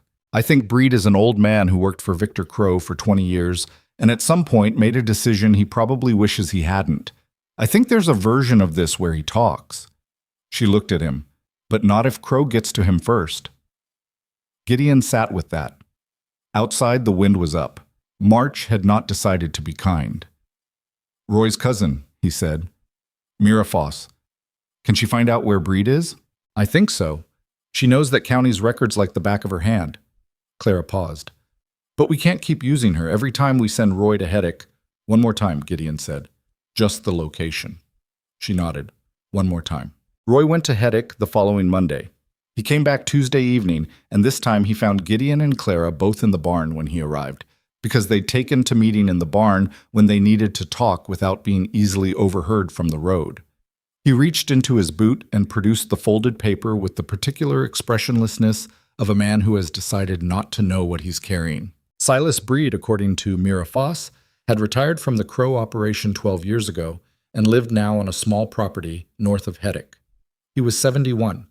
He had a daughter in town and attended a weekly social gathering at the general store on Fridays. If someone was going to speak to him informally, Clara said, thinking aloud, a Friday, in public, not at his home. She looked at Gideon. Someone Crow wouldn't recognize and wouldn't be watching. Not me, Gideon said, and not you. No. She thought. Agnes Pryor. He blinked. Agnes is clever, and she's calm, and she has a perfectly good reason to be in Heddick on any given Friday. And Tom has that wagon that everyone in this county has seen on every road for 10 years. It's invisible. She looked at him. I trust her. This is asking her to put herself in the middle of something dangerous, Gideon said. I know. She held his gaze. I'll talk to her honestly. Tell her what it is and what the risk might be, and I'll let her decide. Agnes sat in Clara's kitchen 2 days later and listened to all of it with the focused attention of someone who is filing information into categories as it arrives. When Clara finished, Agnes was quiet for a moment. You've been sitting on this since October, Agnes said. We needed to be sure of what we had. Agnes looked at the table. Tom's going to say no, she said. He's going to say it's not our business, and it's dangerous, and we should let the Hales handle it. I know, Clara said. Which is why I'm asking you. Agnes looked up. You're asking me instead of Tom. I'm asking you because it's your decision, not Tom's. She paused. And because you're the right person for it. Agnes was quiet for another long moment. She turned her tea mug in her hands. Clara recognized the gesture. She'd seen it in Gideon's hands, in Bertha Keel's hands, and understood it for what it was, the physical form of a person working through a decision that doesn't have a clean side. I'll do it, Agnes said finally. But Clara, when this breaks open, and I think it's going to break open hard, you and Gideon need to not be caught flat-footed. You understand me? Because men like Crow, when they realize they're cornered, I know, Clara said. They don't go quietly. I know. She met Agnes's eyes. We're not counting on him going quietly. Agnes nodded, slow and certain. All right, she said. Tell me about this Friday gathering. The rider on the eastern road was seen again on a Wednesday, and this time he was closer, 1/2 mile out from the ranch gate, not the road. Porter told Gideon, and Gideon told Clara, and that night they sat in the kitchen with the documents arrayed between them and made 2 decisions. The first was that the tin box was going to Emmett Graves' house that night, so it was no longer on the ranch. The second was that Gideon was going to send word to the Halverson family and to 2 other ranchers he knew had old grievances with Crow. Not yet, not an invitation to anything, just a message that said, I think the time is coming when we need to talk. He drove to Emmett Graves in the dark, with the tin box under the seat, and was back in under 2 hours. Clara was at the kitchen table when he came in, a lamp lit, a mug of coffee waiting. He sat down. He looked at the coffee, then at her. It's moving faster than I'd like, he said. Yes, she said. If Crow decides to force the issue before we're ready, we hold the documents. We have Emmett. We have Agnes going to breed on Friday. She looked at him steadily. We're not undefended. He looked at her for a moment. In the lamplight, his face was tired. Not the ordinary tiredness of ranch work, but the deeper kind that comes from carrying something heavy for a long time and knowing the hardest part hasn't happened yet. Clara, he said. And then he stopped. She waited. I want you to know... He stopped again, looked at the table, looked up. I know this wasn't what you agreed to. When we made this arrangement, I know you signed on for books and a house and practical partnership. You didn't sign on for... He gestured, a small movement that encompassed the documents, the rider on the road, the whole complicated weight of what had accumulated around them. She looked at him for a moment. Something quiet and certain settled in her chest. No, she said. I didn't. She picked up her mug. But here we are, and I'm not leaving. She looked at him directly. So we'd better figure this out. He looked at her. His face was doing something she'd seen it do before, in small moments. A version of openness that was clearly not easy for him and that he didn't seem to know what to do with, which made it, in her experience, the most honest thing about him. Thank you, he said. quiet, real. "Don't thank me yet," she said. "We haven't won anything." Outside, the prairie held the dark and the cold and whatever was moving along the eastern road. And inside, the lamp burned steadily and the coffee was warm, and the two of them sat across from each other, not touching, not saying much else, but present in the same way that two people are present when they have decided, without announcement, to face the same direction. Agnes went to Heddick on Friday. She came back Saturday afternoon. Clara was in the yard when the Pryor wagon came up the road. She watched Agnes climb down and could read, even from a distance, something in the way she moved, a tightness that wasn't there when she'd left. "He talked," Agnes said when she got close enough. "Silas Breed, he talked for an hour and 20 minutes. She looked at Clara with an expression that was shaken at the edges in a way Agnes Pryor almost never was. "Clara, he didn't just confirm what Keel wrote down." "What do you mean?" Agnes looked at the house, then back at her. "He said he was there." Her voice dropped. "The night Robert Hale died. He said he was on the road. He said he saw two men from the Crow operation on the road between the ranch and the bluffs, an hour before Hale's horse came back alone." Clara stood very still. "He didn't know for certain what they did. He said he didn't see it happen, but he saw them there and he knew what they were, and he went home and never said a word." Agnes looked at her steadily. "He's been carrying that for 25 years, Clara. He said he'd tell anyone who asked, now. He's 71 years old, and he said he's tired of carrying it." The yard was quiet around them. Somewhere in the barn, one of the horses moved. "Where's Gideon?" Agnes said. "In the east pasture." "Someone needs to tell him," Agnes said. "Before anything else, someone needs to tell him." Clara nodded. She stood in the yard for another moment, looking at nothing in particular, feeling the weight of what Agnes had just put in her hands. Then she turned and walked toward the east pasture, the wind at her back, her steps steady and purposeful across the frozen ground. She did not know exactly what this would do to Gideon, or what he would do with it, or how they were going to hold themselves together in the days ahead. She only knew what she'd told him in the kitchen, that she wasn't leaving, and that some truths, once uncovered, could not be reburied, no matter how much easier it might have been to leave them in the ground. She walked into the east pasture and found her husband.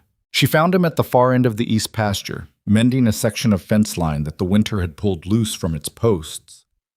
He was working with his back to her, methodical and unhurried, the way he did everything physical, driving the staples with a practiced swing, not hard enough to split the wood, not soft enough to need a second strike. She watched him for a moment before he heard her footsteps on the hard ground and turned. He read her face before she said a word.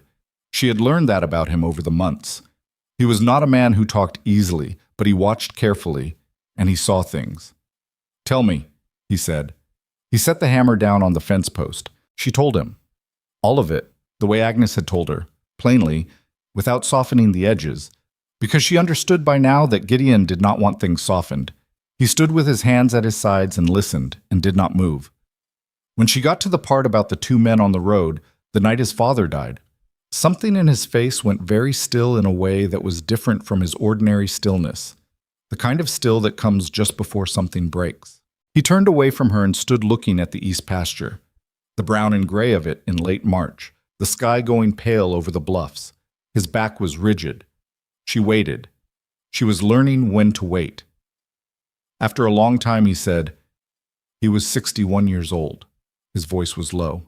"He rode that horse every day. In the dark, in the rain, in all of it. He never came off that horse." "I know," she said. "I told myself it was an accident." He stopped, started again. "I needed it to be an accident, because if it wasn't—" He stopped again.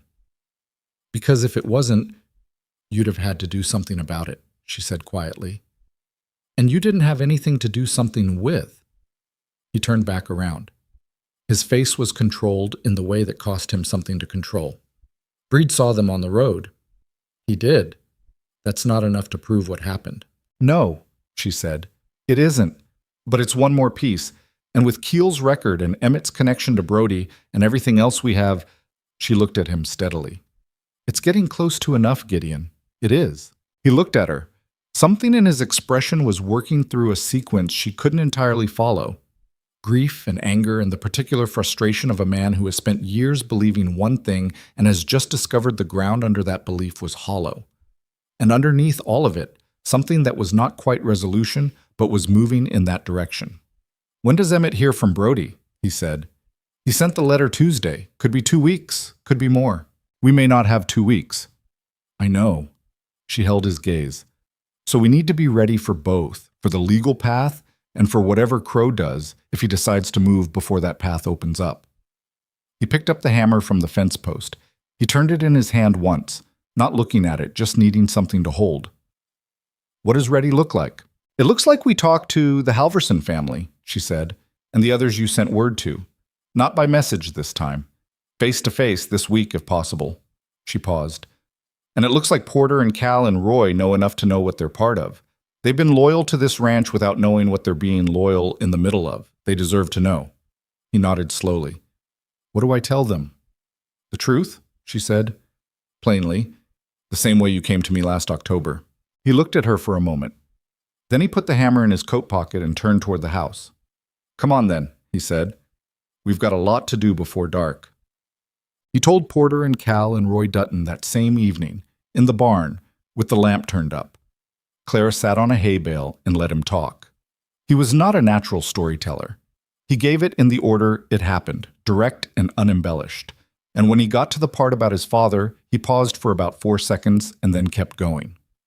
Porter listened with his arms crossed and his jaw set. Cal Dutton listened with his head down, staring at the ground. Roy listened with an expression that shifted from surprise to recognition to a quiet, settled anger.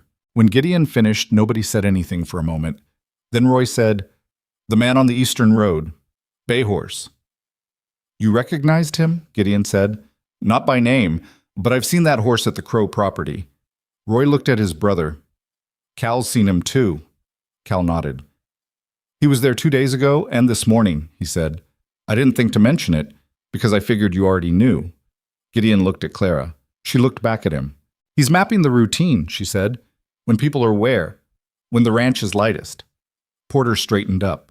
"You think he's going to come here?" "I think he might," Gideon said, "if he believes we have something he can't afford to let go anywhere." Another silence. The horses moved in the stalls. The lamp flickered once in a draft.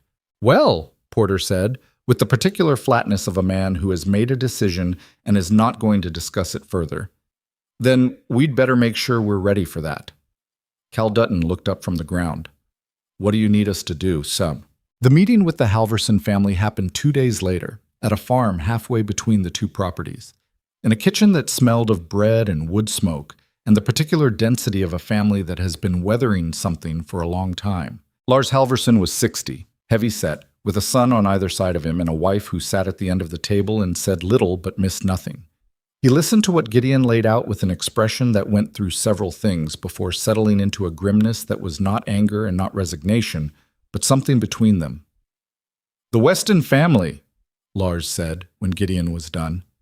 "You've got their name in these papers." "We do," Clara said. "Niels Weston. He was my wife's cousin."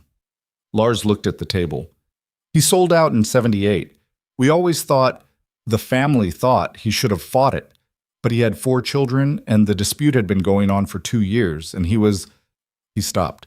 "He was ground down. He just couldn't hold on."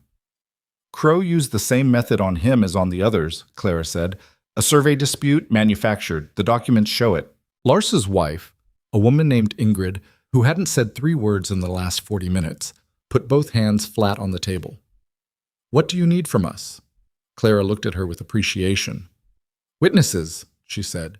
"People who were affected by Crow's pattern of behavior, who can say so when the time comes. And right now.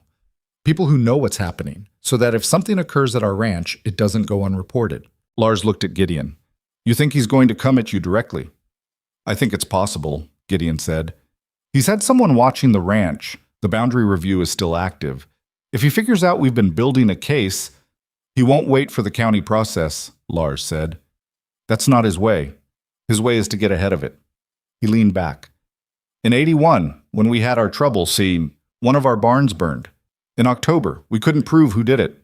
Gideon was very still. "I didn't know that." "We didn't talk about it much."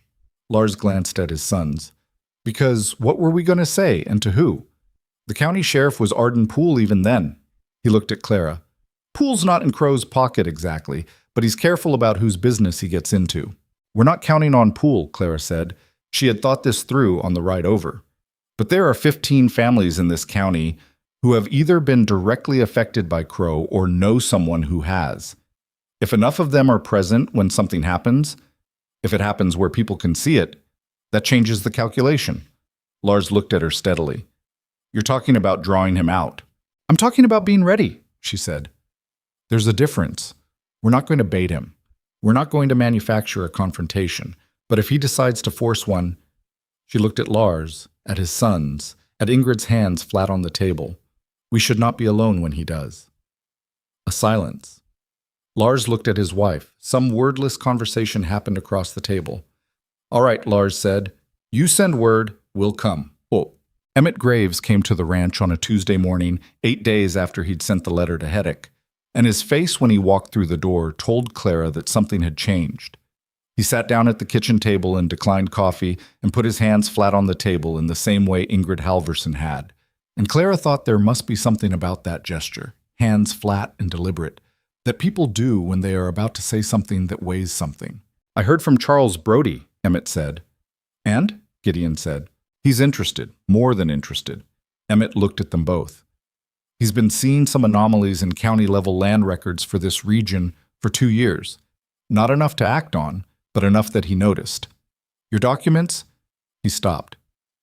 He says if what you've described is accurate and the sourcing holds up, this is a criminal matter, not a civil one.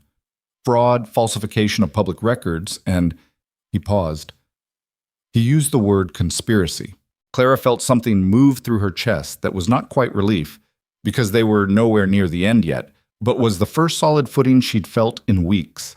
He's sending a man, Emmett continued, an investigator from the state attorney's office. He'll come quietly. No announcement, no county notification, because Brody understands the concern about who might pass information along. He'll come as a private citizen passing through, and he'll want to see the documents and speak to whatever witnesses you have. When? Gideon said. 3 weeks? Possibly 4? Emmett looked at him. I know that feels like a long time. It is a long time, Gideon said. I know. Emmett looked at Clara. Keep the documents safe. Keep Breed available. Don't let him go anywhere.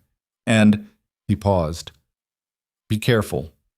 Brody said to me very plainly that men who have operated this way for 30 years don't become less dangerous when they feel the ground shifting. After Emmett left, Clara and Gideon stood in the kitchen in the particular way they'd developed for difficult moments, that not touching, not far apart, each thinking through the same problem from their own angle. 3 weeks, Gideon said. 3 weeks, she agreed. A lot can happen in 3 weeks. Yes, she looked at him. But we have more than we had. And Brody is real, and Emmett is real, and the investigator is coming, whether Crow knows it or not. She paused. We just have to hold. He nodded.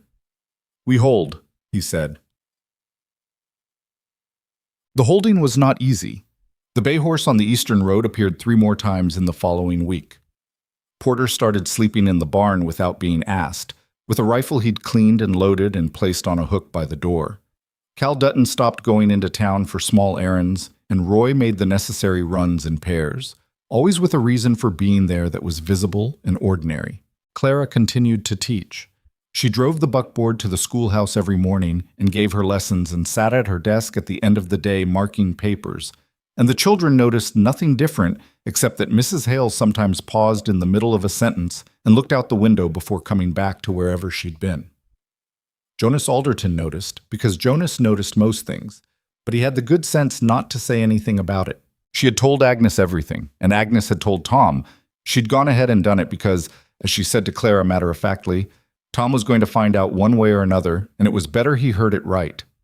Tom Pryor had sat with it for 24 hours and then come to the Hale Ranch on a Sunday and shaken Gideon's hand and said, with the blunt economy of a man who doesn't traffic in speeches, whatever you need, you let me know. Gideon had nodded, and that was that. The Halvorsen sons came by on 2 separate evenings that week, quietly, without announcement, each time with a reason that would look ordinary to anyone watching the road. They were large, capable young men who didn't say much and who Clara was genuinely glad to have in the vicinity. On the 9th day after Emmett's visit, Victor Crow made his move. It was a Thursday afternoon, later than was usual for visitors, the light already going amber at the edges and the temperature dropping. Clara was at the kitchen table with the week's lesson plans and the sound of Gideon and Porter working somewhere near the barn.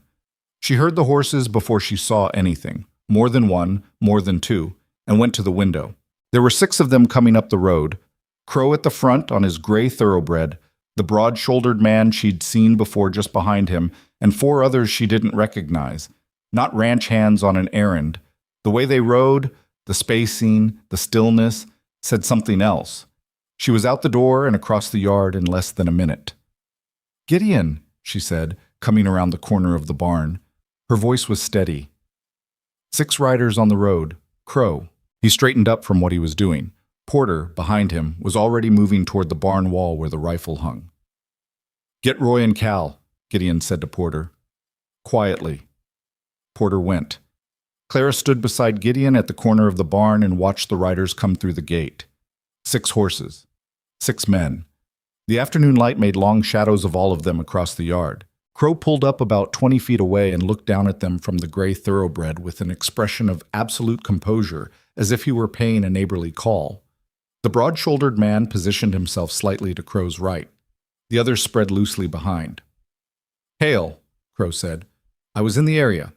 Thought I'd come pay that social call I mentioned." "You mentioned it to my wife," Gideon said, "and she told you we'd be fine without it." Crow looked at Clara. The composure didn't waver, but something in his eyes was calculating. The look of a man taking inventory of who was standing where and what it meant. "I've been hearing things," Crow said, "about activity at the county records office, about inquiries being made." "You hear a lot of things," Gideon said. "I do." Crow shifted in the saddle. "I've also heard that someone's been digging around in old papers, old claims, old history." He said the last 2 words with a particular flatness. "I wanted to talk to you, neighbor to neighbor, about the benefits of letting the past stay in the past." Clara felt Gideon go very still beside her. "The boundary review is a legal process," Gideon said. "We're participating in it through legal channels. If you have something to say about that, you can say it to the county." "I'm not talking about the boundary review." Crow's voice dropped a note. "I'm talking about a different kind of conversation, the kind that saves everyone a great deal of trouble." Gideon took 1 step forward. Clara put her hand on his arm, not restraining, just there. He felt it and stopped. "Mr. Crow," Clara said. Her voice was even and clear enough to carry. "You've brought 6 men onto our property on a Thursday afternoon. I'd like to understand what you imagine that accomplishes." Crow looked at her with something that was not quite respect, but was adjacent to surprise. "Mrs. Hale," he said, "this doesn't concern you. My husband's ranch, my husband's life, whatever's been done to his family, all of that concerns me considerably." She looked at him without flinching. "And I think you should know that we're not alone here." A pause. Something shifted in Crow's face, very slightly, but she had gotten good at reading small shifts. It was at that moment that Roy Dutton appeared at the corner of the barn on the far side, with Cal behind him. Porter had come back to the near corner, and at the gate, where the road came onto the property, Lars Halverson's wagon was pulling in. Lars himself and his 2 sons, who had apparently been on the road at exactly the right time, which was not, Clara knew, an accident. Tom Pryor's wagon came in behind the Halversons. Agnes was not with him. Tom climbed down from the wagon and stood at the gate with the solid, deliberate presence of a man who has decided exactly how much ground he intends to hold. Crow looked at the gate. He looked at the corners of the barn. He looked back at Gideon. Something moved across his face, a recalculation. The broad-shouldered man leaned slightly toward him and said something too quiet to hear. Crow's jaw tightened. "You've prepared for this," Crow said. "We've been careful," Gideon said. Crow looked at him for a long moment. The composure was still there, but it had a different quality now, thinner, like ice you could begin to see through. "You're making a serious mistake," he said. "Whatever you think you have—" "We have Thomas Keel's record," Clara said. She said it clearly, without heat, the way she stated a fact to a classroom. "We have Robert Hale's letter. We have the survey replacement notation with no damage record attached. We have Silas Breed." Crow went very still. And we have a man from the state attorney's office who is already on his way to this county, she said. Not the county assessor, not Sheriff Poole, the state level. The yard was quiet enough that she could hear the horses breathing. You don't want to be here when he arrives, she said. And you certainly don't want to be here having done anything that adds to what's already been documented. For a moment, nobody moved. Clara was aware of a great many things simultaneously. The 6 men on horseback, the wait of the afternoon, Gideon's arm under her hand, the Halverson sons at the gate. The rifle porter was holding loosely at his side. The whole scene balanced on something very fine and very taut. Then Crow pulled his horse's head around. "This isn't finished," he said. "No," Gideon said. "It isn't. But you're leaving now." Crow looked at him one more time, a long look that had history in it, and calculation, and something that might have been the first real recognition that the ground under him was not as solid as he'd believed. Then he turned the gray thoroughbred and rode out through the gate, and his men went with him, and the sound of the horses faded down the eastern road. Nobody said anything for a moment.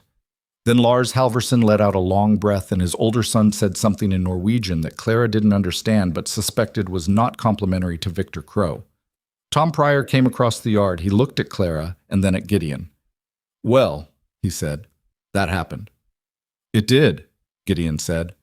His voice was steady, but she could feel through her hand still on his arm that he was not. She took her hand away quietly. "He'll be back," Lars said.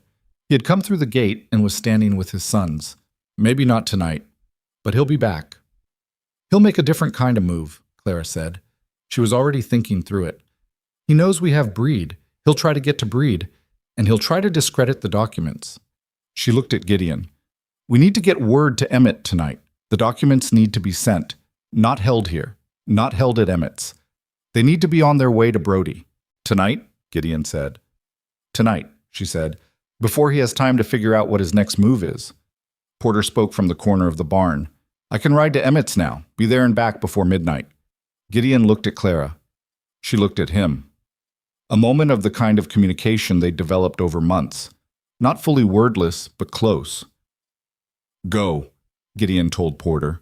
Porter saddled up and was through the gate in 10 minutes, heading toward Emmett Graves' house on the far side of town. Tom Pryor stayed. The Halverson family stayed. They sat in the kitchen and drank coffee that Clara made without really thinking about making it, and talked through what Crow might do next and what they needed to have in place. Lars Halverson knew 2 families she hadn't thought of. The Meade family in the county's West End, who'd sold out to Crow in 1876, and an older man named Otto Beck, who'd worked as a county clerk in the 1870s and had reportedly complained quietly about record irregularities before going silent on the subject.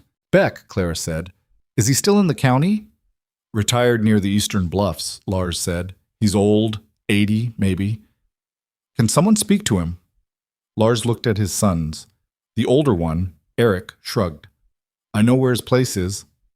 "Carefully," Clara said. "And not tomorrow.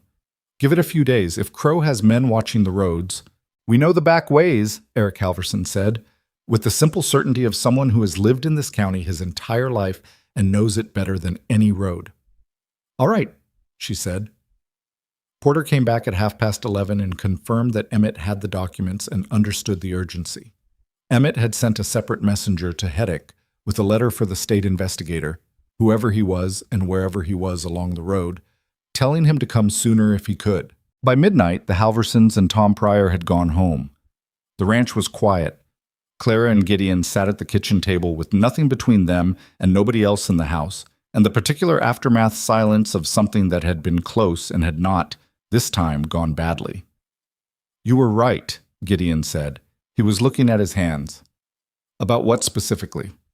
"About naming what we had. To him. Directly." He paused. "I wanted to handle it differently." "I know," she said. "If I'd done it differently—" He stopped. "He might have done something we couldn't come back from." She looked at him. "Maybe. But he also might have backed down regardless. It's hard to know." She paused. "What I knew was that he came here expecting to be the only one who'd done his preparation. And he wasn't." Gideon was quiet for a moment. "Silas Breed," he said. "When I heard his name this afternoon, I wanted to—" He didn't finish the sentence. I know, she said.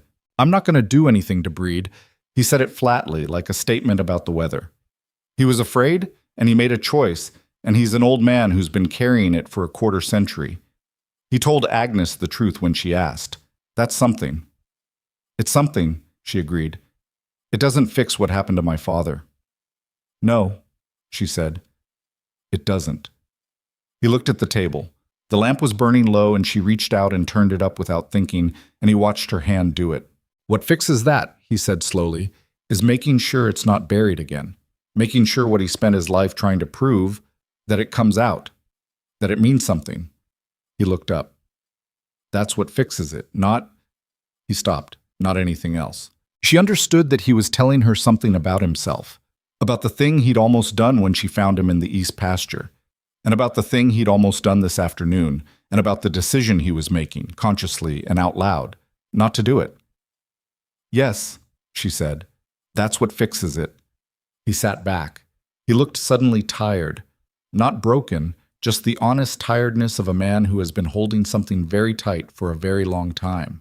I'm going to need you to keep being organized, he said. I'm going to need you to keep... He stopped. I'm not good at this part. The patience part. The waiting for the right moment. I tend to... Move too fast, she said. Move too fast, he agreed. My father used to say that about me. Something moved across his face at the word father. He'd say, Gideon, you get there eventually, but you leave a trail of broken fences getting there. She looked at him for a moment. You haven't broken anything yet, she said. That matters. He looked at her. His face was tired and honest, and the particular version of open that she had learned to recognize. The version that cost him something, that he didn't give easily or often. Clara, he said. This arrangement we made. He said it carefully, looking at the table. In October, the practical one. She waited. He looked up at her. I don't think it's the same arrangement anymore. She held his gaze. Her heart was doing something she chose not to overanalyze. No, she said, after a moment. I don't think it is either. He didn't say anything else. She didn't say anything else. The lamp burned between them, and outside the prairie held the dark and the wind and whatever was moving along the eastern road, and in the kitchen the silence was a different kind of silence than it had been in October. Less like emptiness, more like the specific quiet of two people who have said something real and are sitting with the fact of having said it. The investigator arrived 11 days later. His name was Frank Aldridge, and he looked like a man who had been a lawyer for 20 years and a government investigator for 10, and had long since given up pretending that things were simpler than they were. He arrived in Ashwood Prairie on a Wednesday, ostensibly visiting a cousin. He did in fact have a cousin in the county, which Brody had apparently checked, and came out to the ranch on Thursday morning with Emmett Graves. He spent 4 hours with the documents. He asked Clara questions for most of an hour, steady and precise, and then spent another 30 minutes with Gideon, and then he asked to speak to Porter Sims about the rider on the eastern road. When he was done, he sat at the kitchen table and turned his coffee mug in his hands. The Keel record is the strongest piece, he said. What you have there is a contemporaneous account written in 1880, naming specific individuals and specific payments. That combined with the survey replacement notations and the pattern across 5 properties, he stopped. It's enough to open a formal investigation. It may be enough for more than that. What about my father? Gideon said. Aldridge looked at him. Breed's account of the 2 men on the road. It's circumstantial. I won't mislead you about that. A good lawyer could argue it's coincidence. He paused. But circumstantial evidence is still evidence. And if this investigation goes where I think it might go, other things may surface. Other people may come forward. He looked at Gideon steadily. I can't promise you what that looks like, but I can tell you that it goes into the file. Gideon nodded. Once. Slow and final. Crow came to the ranch 11 days ago, Clara said, with 6 men. Aldridge looked at her sharply. You're telling me this now? I'm telling you in the order things happened, she said. He didn't touch anything. He made what could be argued as an implied threat but said nothing explicit. We had witnesses, Lars Halverson, Tom Pryor, 3 ranch hands. Names and statements, Aldridge said immediately. I need written statements from all of them. dated and signed. "I'll have them by tomorrow," she said. He looked at her the way people sometimes looked at her when she was at her most organized, and they hadn't expected it. "Good," he said. The statements took 2 days, not one. Tom Pryor wrote his own, in a cramped but legible hand, and Lars Halverson dictated his to Eric, who had better penmanship. Porter and Cal and Roy each wrote their own and passed them to Clara to review for completeness, which she did without comment except to ask Roy to add the specific date he'd first seen the bay horse on the Eastern Road. She organized everything into a packet for Aldridge. Cover page with a summary. Documents in chronological order. Statements grouped separately. She had done this kind of thing for 11 years, organizing information for people who needed to act on it. And she did it now with the same methodical care she brought to everything, aware as she did it that this was the work she was built for and that it mattered. Gideon watched her do it on the second evening and said nothing for a long time. Then he said, "My father would have trusted you." She looked up. "He trusted people who did the work without needing to announce they were doing it," Gideon said. "That was his measure of a person." He paused. "You'd have passed it." She looked at him for a moment. Then she looked back down at the papers.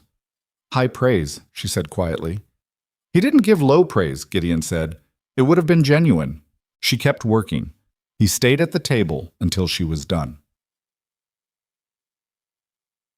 Frank Aldridge left Ashwood Prairie on a Saturday with the packet of documents in a locked case, and 3 days later word came back through Emmett Graves that the formal investigation had been opened at the state level. The county boundary review was suspended pending the investigation. Victor Crow's attorneys had been notified.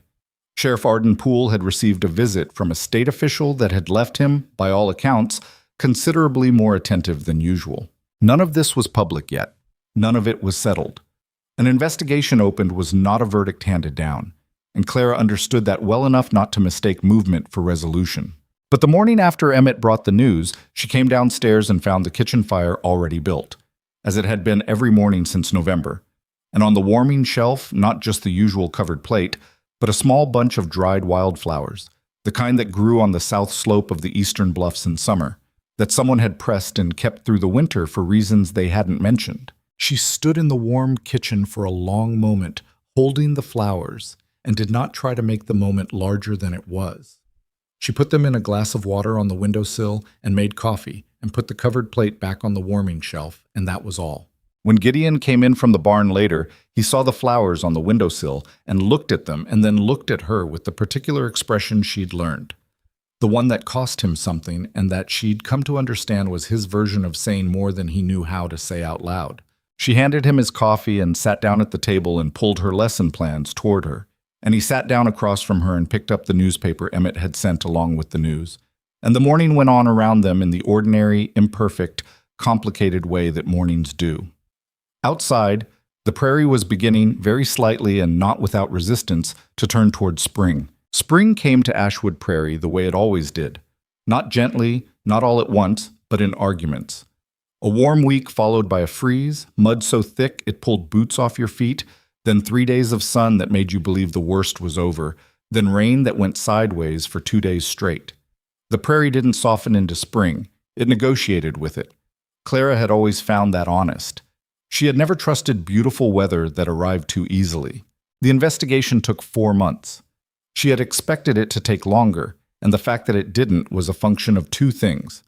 Frank Aldridge was a thorough man who moved with the particular urgency of someone who understood that evidence doesn't wait indefinitely, and the Keel record, once placed in front of the right people, did exactly what Thomas Keel had spent 25 years not letting it do.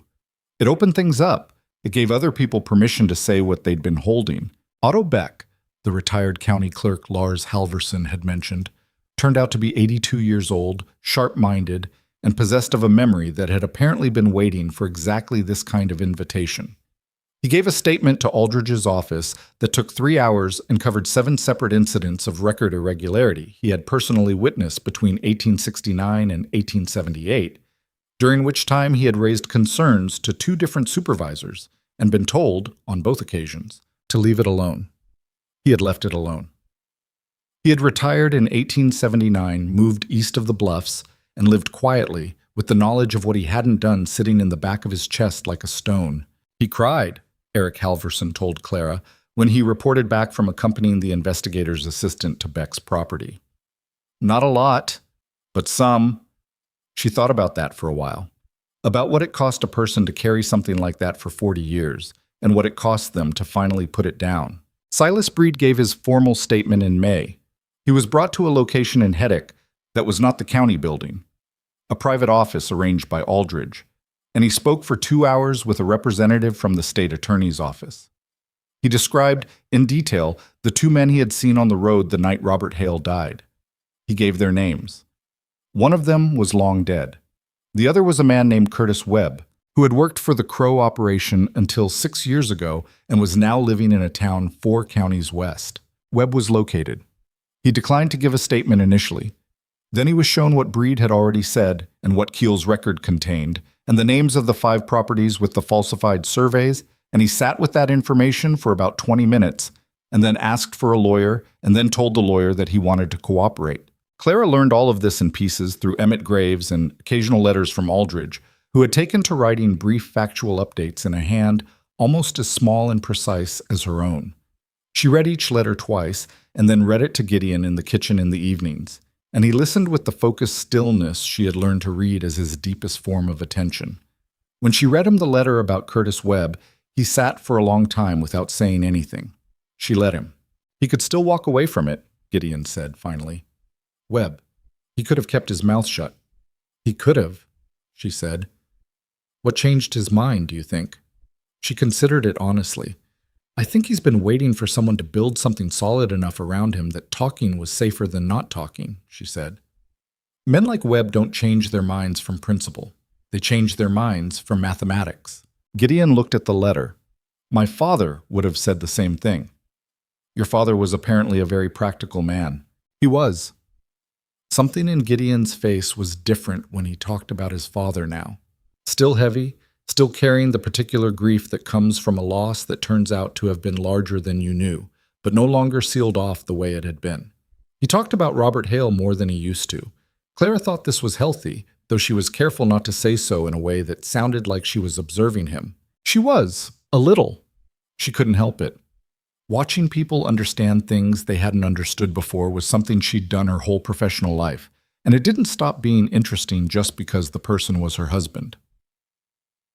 Victor Crow was formally charged in late June. The charges covered falsification of public records, conspiracy to defraud, and, based on Webb's statement and Breed's testimony taken together, a charge related to the circumstances of Robert Hale's death that Aldridge described in his letter as serious, but not, in his professional estimation, easy to prosecute. What happened on that road in 1881 had too many gaps and too few living witnesses, but it was in the record. It had been said under oath, and Aldridge had written, at the bottom of the letter, in slightly less formal language than the rest of it, the man will not walk away from this clean. Whatever the outcome on that particular charge, what remains will be substantial. Clara read that sentence 3 times.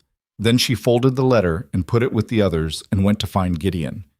He was in the east pasture, the same fence line where she'd found him in March. He had a habit of working on that fence when he had something to think through. She had decided not to find this endearing, because finding things endearing was a slippery slope, and she was a woman who preferred solid footing. She handed him the letter. He read it standing, the way he read things when he'd been outside and didn't want to stop what he was doing long enough to go inside. When he got to the bottom, he folded it and held it and looked at the east pasture. He's charged, Gideon said. He's charged. For my father. There's a charge. There is. Aldridge says it's difficult to prosecute, but it's in the record. He stood there for a moment. She watched him the way you watch someone doing something private that they haven't asked you to look away from. His jaw moved once.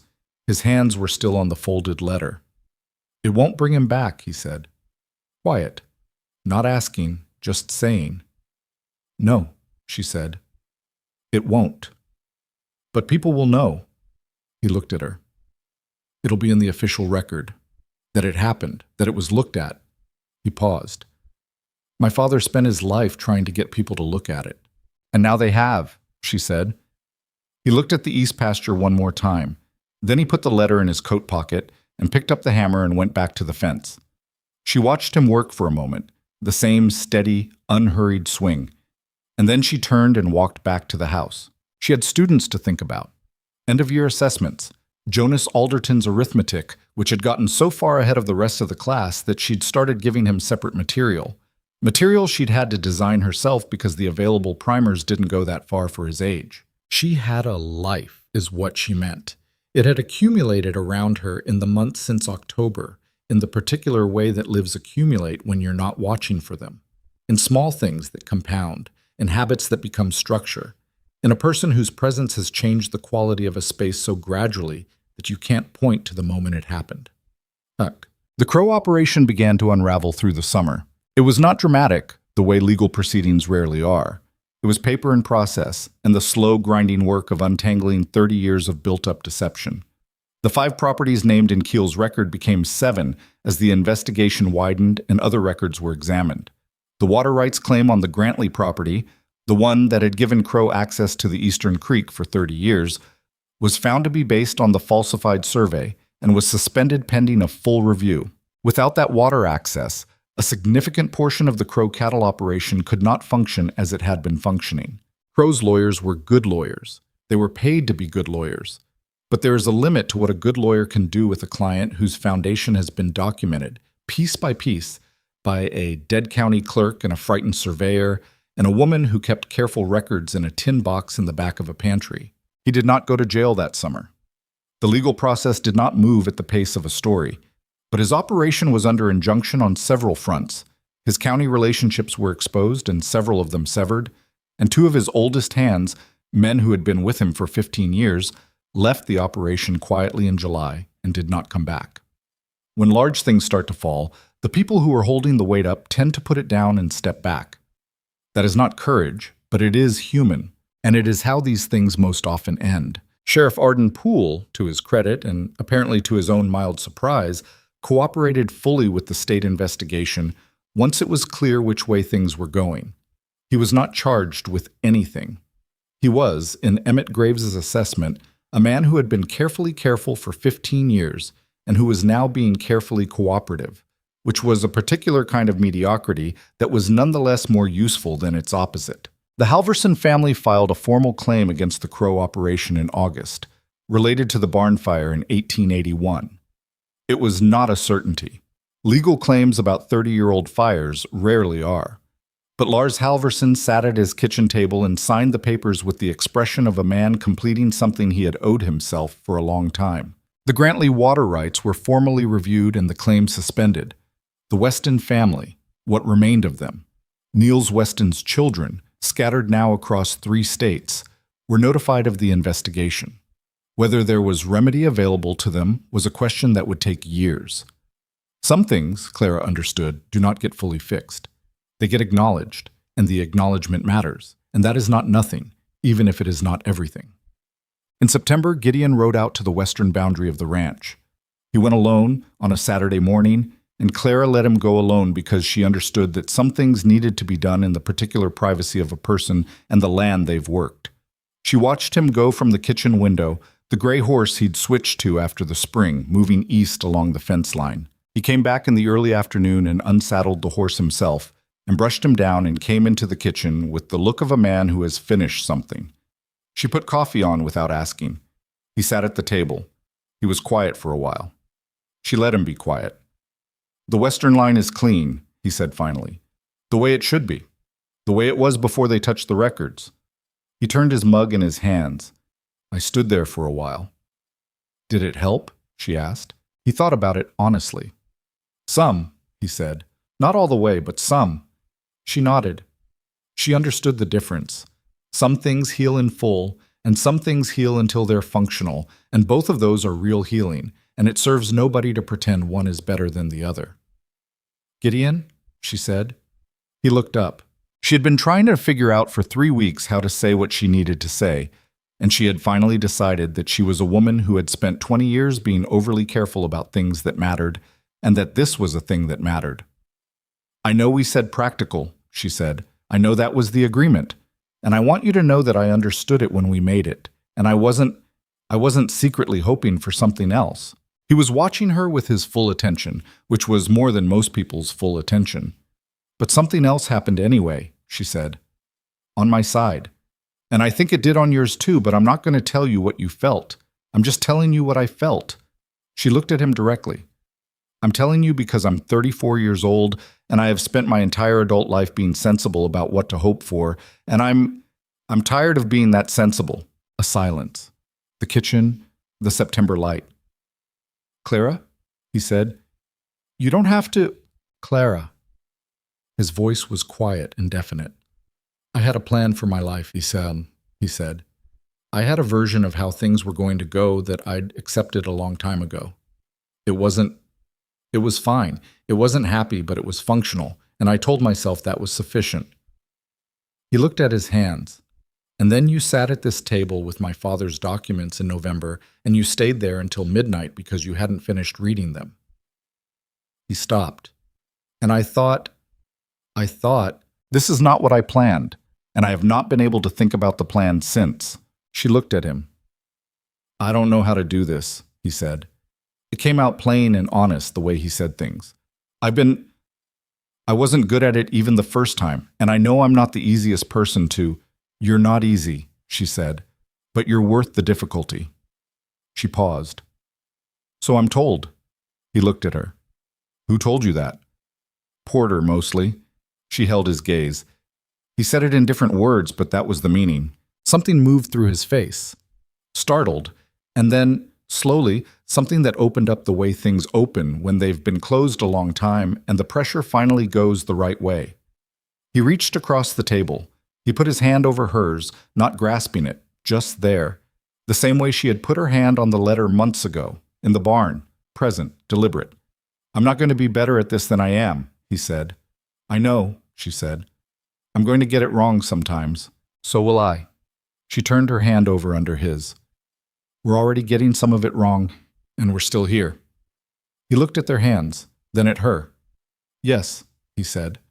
Simple, without decoration. She nodded. Good, she said. Now, drink your coffee before it's cold. He laughed, a short, real sound, surprised out of him, the way genuine laughter usually is. She had heard it twice before in the 11 months they'd been sharing a house, and she had privately cataloged both occasions. She added this one.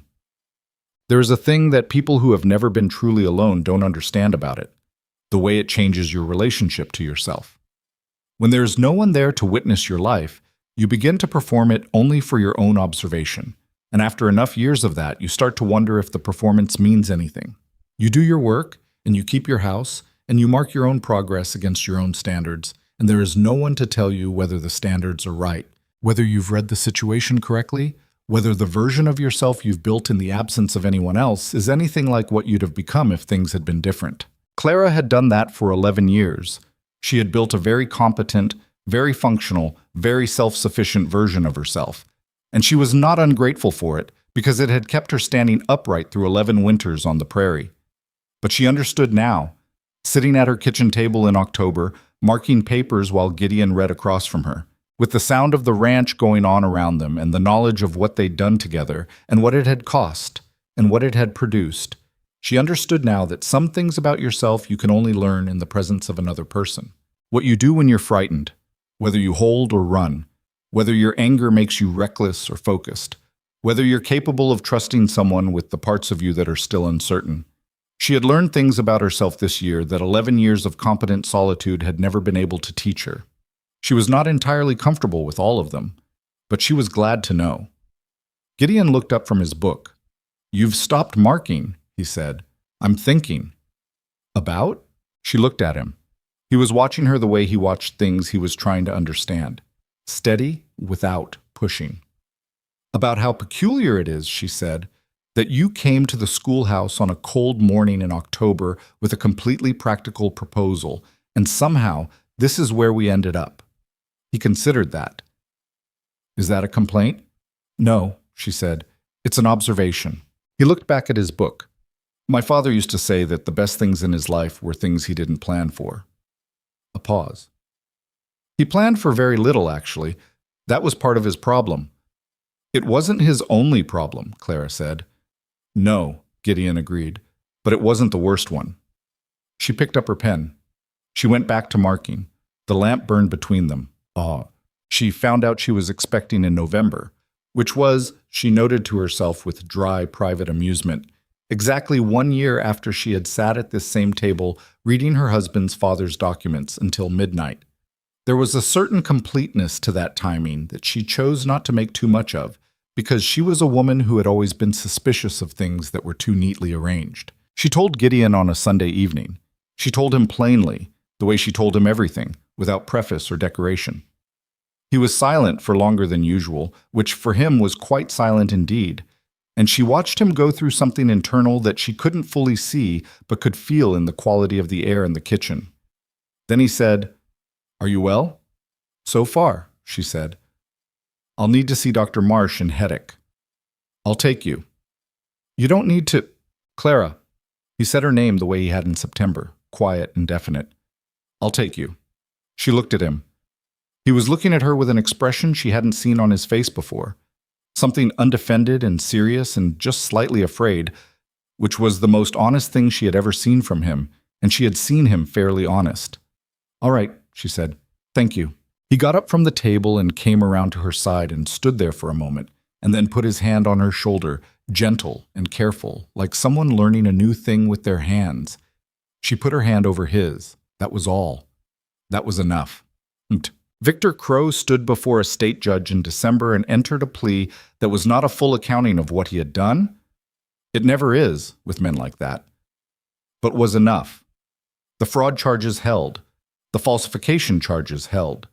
The charge related to Robert Hale's death did not hold in the way Gideon had hoped, and Aldridge had warned them it might not, and that was a true and bitter thing to carry, and Clara did not pretend to Gideon that it wasn't. "It's in the record," she said when they heard. "I know," he said. "It was said, under oath, in front of the court." "I know." He was looking at the window. Outside, December was being December. "It's not enough." "No," she said. "It isn't." She waited a moment. "But it's more than it was, and your father had nothing. He had a letter in a box in the attic, and nobody who would listen." She looked at him. "He has more than that now." He was quiet for a long time. "He was a stubborn man," Gideon said finally. "He didn't stop when he probably should have." A pause. "I used to think that was a flaw." "And now?" He turned from the window. His face was tired and complicated and entirely his own. "And now I think I come by mine honestly," he said. She looked at him.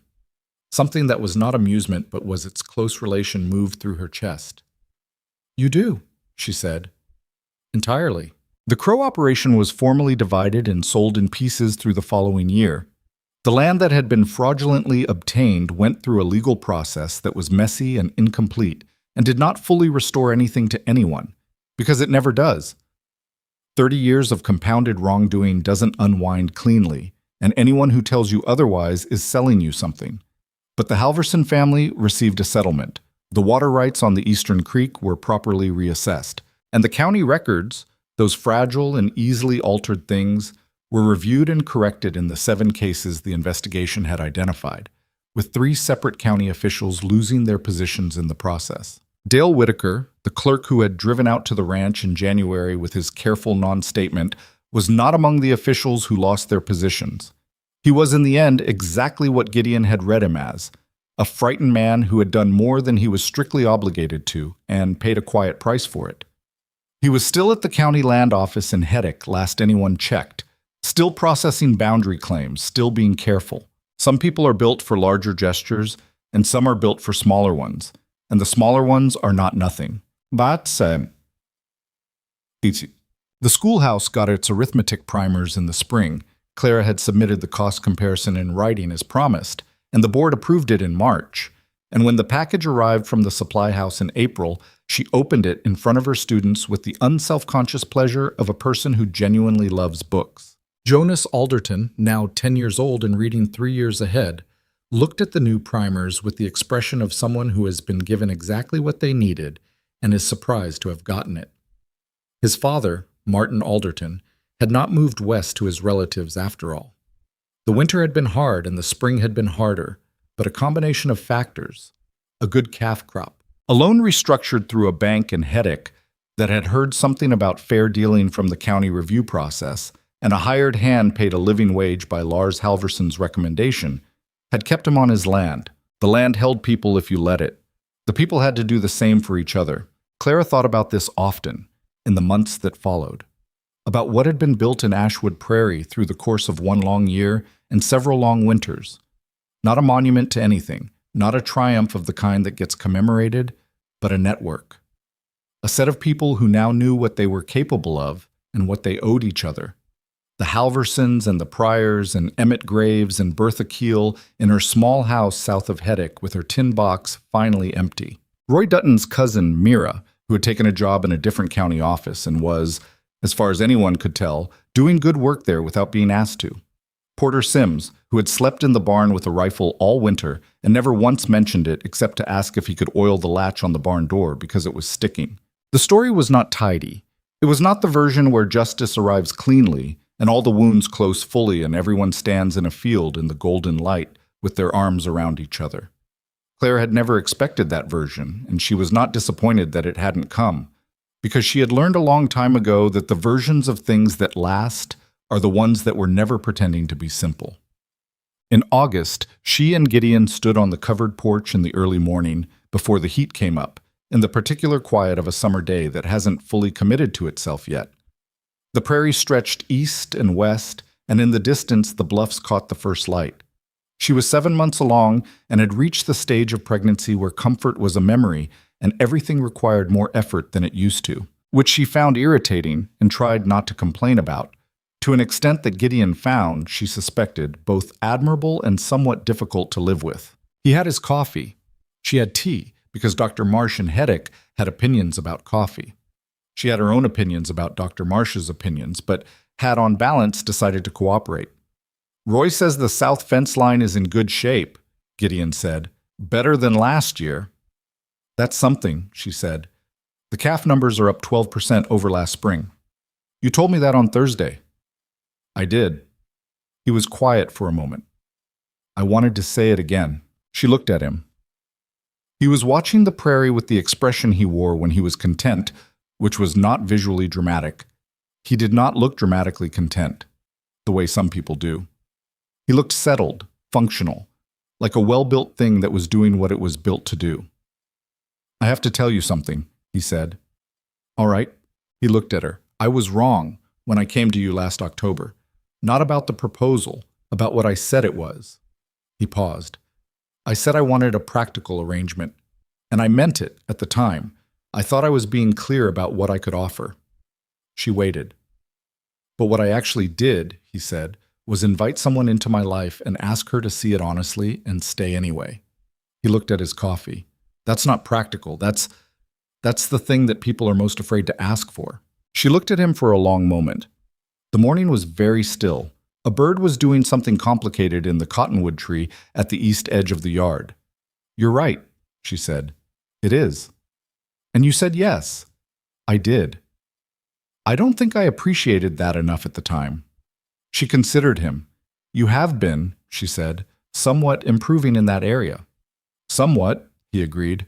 She shifted on the porch bench and he moved without being asked so she could lean into the space beside him, which she did, because she was 7 months along and the bench was slightly more comfortable when she had something solid to lean against. He stayed still and let her find the comfortable position, which took longer than it would have 6 months ago. I didn't expect to be happy, she said, when she had settled. I want you to know that. I expected to be useful and housed and not alone, which was more than I had, and I wasn't being falsely modest about it. That was what I thought I wanted.